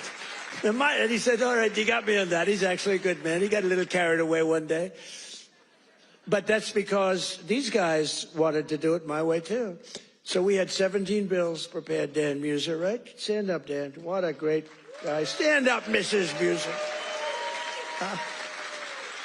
Dan is he's a very powerful congressman, but he's a great person, great man. All 3 of these guys, they're warriors, and your senators, very few people that I've ever met that would take that risk. It was a risk. You know, it takes guts to run for public office, right? It takes guts. A lot of guys talk, including me. I talked about this for a long time before I did it. It takes courage to run for any public office because, you know, you can be very embarrassed. You can ruin your life. Look at me. I got impeached. I got indicted. I was never going to be impeached, indicted. I get indicted like 87 times with these stupid. See, they should have indicted me once. They would have had a better chance. With all of the I'd used to get up. It was very important. I'd get up and say, here we go again. Ladies and gentlemen, I got indicted again. And nobody believed the whole thing. And then I'd explain it, and it turned out to be a hoax. I mean, it was a total hoax. They're very, very bad, very, very bad people. But Dan Muser has been a great congressman. He was thinking about running for governor. I think you would have won if you ran. But, you know, in a selfish way, I like you in Washington even better. So I want to thank you very much. Great job. Thank you. That's even more important. Thank you. Thank you very much. And thanks as well to Secretary of the Treasury, Scott Bessent, and Secretary of Energy, Chris Wright. You guys have been great. Thank you. I introduced them, but I want to introduce because they have been so good. A major factor that fueled inflation under Biden was the invasion of 25 million people. Think of this. 25 million people came into our country totally unchecked and unvetted, mostly across our southern border. 10 months ago, we inherited the worst border in the history of the world, and now we have the strongest border in the history of our country. We've never had a border this strong. And people don't talk about it. You notice they don't talk about it. When I was running, it was the biggest thing. And before I was running, that's all they talked about, the border, the border, the border. And now I fixed it. Nobody wants to talk about it. Even my people. They say, sir, don't put it in your speech. Why? Because nobody cares about the border. You fixed it. No, but you know how bad that is? Because they forget what you did. We had a border that was so bad. Everybody, criminals, everybody pouring into our country. Anybody. You know, the Congo, I just settled that war. The Congo, their entire prison population was set into our country. Venezuela, their entire prison population was dumped into our country. And now we have the tightest border we've ever had. We have one of the strongest borders anywhere in the world. I would say there's one country that has probably a stronger border. You know what that is? You know what that is? North Korea. North Korea, I think, has a stronger border. But other than North Korea has 7 walls of wire, and each of them has 1 million volts of electricity going through it. So if you get over one, you're dead for the next one. If you get over one, you're in very bad shape. If you get over 2, you've set a record. So I don't know, Scott, I think we give North Korea the safest border. Don't you agree? You know, but ours is pretty safe. And I want to thank Pete Hegseth and the military for helping us.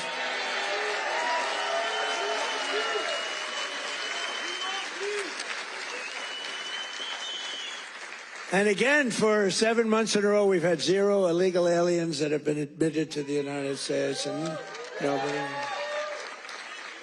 Do you remember when Biden said, I need legislation to do that? And I said, no, all you need is a new president. I didn't get legislation. Scott, did I get legislation? I said, close the freaking border right now. And they did it. Because our Border Patrol is incredible. ICE is incredible. That ICE, poor ICE, they take a lot of abuse, but they're the toughest people. And again, Washington, D.C. now is, we had the tragedy, which was a terrorism tragedy, but we have Washington, D.C., the safest it's been in 52 years. Think of that. And a year ago, you couldn't walk down a street in Washington, our nation's capital, and now restaurants are booming, restaurants are opening. The restaurants were all closing. Now the restaurants are opening. You can't get into a restaurant in Washington, D.C. Biden and the radical left Democrats turned Pennsylvania into a dumping ground for hundreds of thousands of migrants from the most dysfunctional places on earth, like Somalia, and gave them billions and billions of your taxpayer dollar. But we didn't really give it. It was stolen. And those people should go to jail. Jail. And if they don't go to jail, Scott Bessent is toast. He's toast. I'll tell you, that could be the easiest case. I think it's too easy for you. Just give it to your assistants. They can do that case. These people are crooks. They don't work. 91% unemployment, okay? It's a scam, and it's headed up by the crooked Congresswoman. Whatever happened to her brother, by the way? Is he still around? Where is he? Yeah, he went low. He went low. He's not happy. Would you look into him too, Scott? Would you find out the brother, please? She said, how dare you say that about me? It's discrimination. Let me tell you, black people love Trump. I got the biggest vote. I got the biggest vote with black people. They know a scam better than anybody. They know what it is to be scammed. Thank you, man. Thank you. I appreciate it. We did great. Thank you. I like this guy. Thank you. We got a tremendous black vote. We got a tremendous Hispanic vote. We got a tremendous, because we speak the truth. They get it. Everybody gets it. Everybody, pretty much everybody gets it. And they know we're the real deal. Our country's become so strong in such a 10 months. Think of it. It's not even a year. It's like, if we keep going like this, I don't know if we can do that. But if we keep going like this, there'll be nothing ever in history like it. Already, they are saying better than Lincoln, better than Washington, better than anybody. The best 10 months ever in the history of the presidency. And for the first time in 50 years, we now have reverse migration, which means more jobs, better wages, and higher income for American citizens, not for illegal aliens. And you know what? We all have a heart. We want to take care of people. But these people are getting killed on the walk up. They're dying. They're dying. They have to go through jungles. We don't realize this. They are going through areas that are not it's not possible to get through some of the areas. They're going through jungles down in the Central America, South America, some of these areas with snakes, with crocodiles and alligators.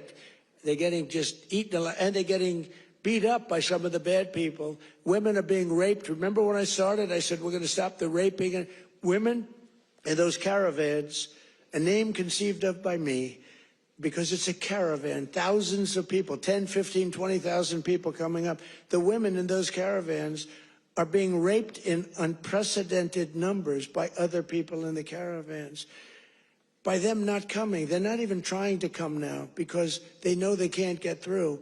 We're doing a tremendous service because they're not being killed and they're not being raped and they're not just staying back in their country where they've been. And they've been taken care of. I've also announced a permanent pause on third world migration, including from hellholes like Afghanistan, Haiti, Somalia, and many other countries.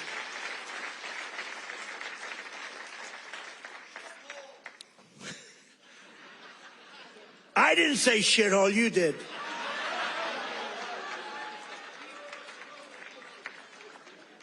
Remember I said that to the senators they came in?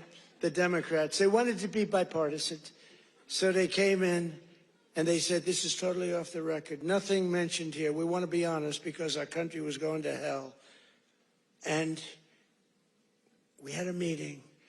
And I say, why is it we only take people from shithole countries, right? Why can't we have some people from Norway, Sweden, just a few? Let us have a few. From Denmark, do you mind sending us a few people? Send us some nice people, do you mind? But we always take people from Somalia, places that are a disaster, right? Filthy, dirty, disgusting, ridden with crime. The only thing they're good at is going after ships. But they don't go after our ships. You know why? Because that same missile that knocks the crap out of them, that with the drug dealers from Venezuela and others.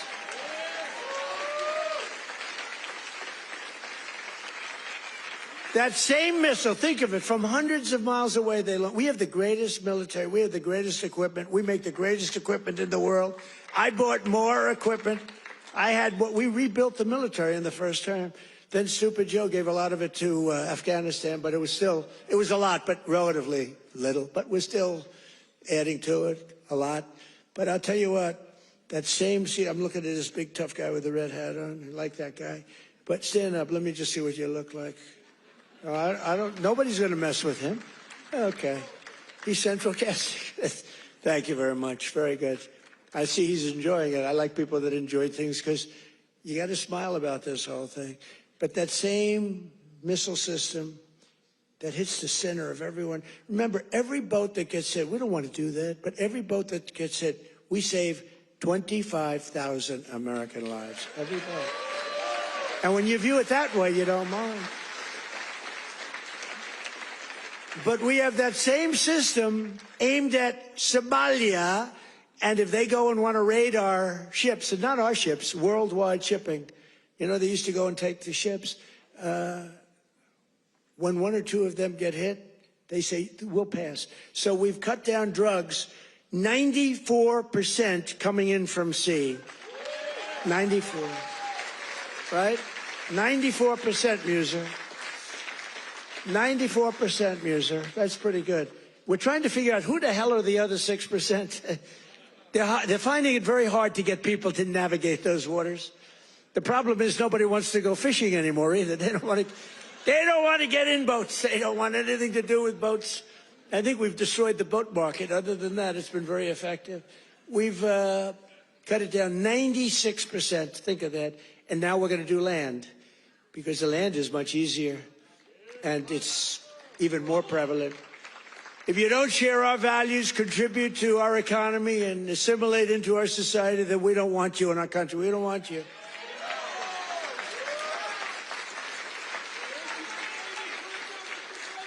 I mean, Ilhan Omar and the people from Somalia, they hate our country.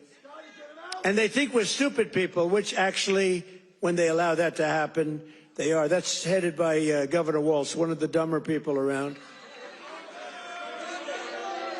No, but think of it. He's given not like peanuts, billions. These are people that don't work in their own country. Their own country's a failure. They have no money there. And yet they come into our country and steal tens of billions of dollars. How stupid are we to allow that to happen? They can't earn 10 cents in their country. They come over here and rob. Are we that easy? Are we that easy to allow a thing like that to happen? That's up to you. And look at what's going on in North Carolina. We have a big Senate race. We have a fantastic man, Michael Whatley, running as a Republican, head of the Republican Party. Won elections, won the presidential election for us. He's running against a governor who's a radical left lunatic. And Michael should win. I don't know. It's hard. You beat a two-term governor, but the governor didn't do a good job. But what's happening in North Carolina? Two of the most vicious murders that anyone's ever seen in Charlotte. And it's all run by the Democrats. What's going on there? The young lady from Ukraine, you saw that one where a guy from behind just cut her throat on tape. Can't even watch it. What's going on in North Carolina? You need a Republican running that, and you've got to have a Republican senator elected. If you don't, and Michael Whatley's running, he's going to be great. So we have people from North Carolina here. Otherwise, I wouldn't be wasting so many words. You know, it's a Senate race, but you agree with me, I think, Mr. Senator, right? Together, we've achieved more in less than 1 year than most other administrations have achieved in 8 years. And we're restoring law and order to our cities, backing the men and women of law enforcement. I love law enforcement. And standing with the heroes of ICE and Border Patrol.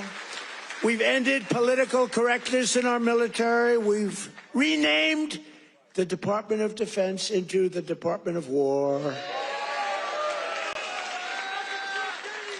I said to Pete, you know, Pete's a tough cookie, and I said to Pete, I used to do interviews with him, and all he wanted to talk about was the military. I said, this guy's great, smart guy, great education, great everything.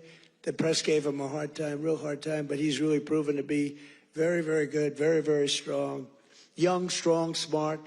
We have Raisin Cain, the great general who knocked out ISIS for us in 4 weeks. Raisin Cain, they said it was going to take, right? They said it was going to take 5 years, sir, or sir, it'll take 5 years. He said, sir, I can do it in 4 weeks. Did it in 3 weeks. Knocked out ISIS. He did a hell of a job in knocking out the Iran nuclear capability. We knocked out the Iran nuclear capability. Now compare that to Jimmy Carter, the Democrats. Well, he was a nice man, but he was. But we don't really want a nice man. You want to have somebody that's capable. You know, they were talking about Greg Gutfeld. He's a very good guy. Greg Gutfeld, very good. But Greg Gutfeld he didn't like me very early in his, he didn't like me. I don't know, he just didn't like me. And it was all right, but, you know, figured it's okay, I'll live with it. Then all of a sudden he started saying, you know, I don't like this guy, but everything he says, he gets it done. And, you know, then he went on a couple of months later and he started going like, I'm starting to like that guy better. Every damn thing he says, he gets it done. And it's all really good, common sense, tough stuff. I've never seen anything like it. Everything he says, he gets done. And then he started to really like me. And then we did an interview. It was supposed to be a 10-minute interview. It lasted for 2 hours. There was a good chemistry. And he did 5 shows, all 5 shows that week. And he got the highest ratings that anyone's ever gotten in that time slot. And he became legendary. I'm happy for him. But there was something. But he said, during the process, he said, so would I rather have a guy as president who was really a nice guy who I liked, or a guy who I can't stand that gets everything done and turns our country into a great country again? And he was smart. It was a very interesting process, but he's a great guy. He's doing really well. Totally dominates the late night. Totally dominates against those morons that they have at the end. Kimmel, what bad people. In 10 months, I ended 8 wars, including Kosovo, Serbia, Pakistan and India. They were going at it. Israel and Iran, Egypt and Ethiopia. You didn't know about that. Armenia and Azerbaijan. And I hate to say this, one named Cambodia, Thailand, and it started up today. Tomorrow I'll have to make a phone call, and I think they'll get us. Who else could say, I'm going to make a phone call and stop a war of 2 very powerful countries, Thailand and Cambodia? They're going at it again. But I'll do it. So we're making peace through strength. That's what we're doing. We've cut federal funding for any school that pushes critical race theory or transgender insanity. No more money. We banned the chemical, surgical mutilation of children. Think of this. Can you imagine if you were up here 15 years ago? We have banned the chemical mutilation of children. They'd say, this guy's crazy. We actually had to ban it. But think, can you imagine that? Or I have stopped men from playing in women's sports. They'd say, this guy's crazy. Men don't play in women's sports. Stop men. Well, that's another thing. We stop men from playing in women's sports, and we're restoring the name of a great president, William McKinley, to Mount McKinley in beautiful Alaska. And I renamed the Gulf of Mexico into the Gulf of America.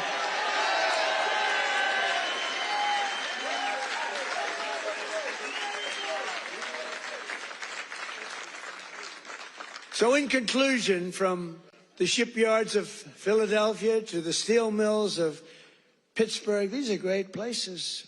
Maybe some of you don't even realize it, you know. You get used to it a little bit too much sometimes, but these are great places. From the union halls of Scranton to the kitchen tables of millions of Pennsylvania families, we're bringing prosperity and pride surging back to this magnificent Commonwealth. We're bringing it surging back here hot. Our country's hot and you're hot. Together, we're repairing 4 years of disaster by the radical left Democrats in Congress and by the worst president in the history of our country. He is. I mean, it's not a question about that. He's just the worst president in the history of our country. The damage thank you very much. The damage he's done to our country is something we can never forget. After just 10 months, our border is secure, our spirit is restored, inflation is stopped, wages are up, prices are down, our nation is strong, America is respected again, and the United States is back.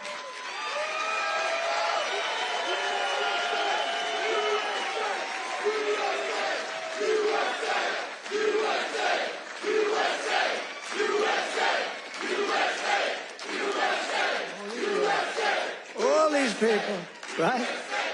All these all of my friends right up here.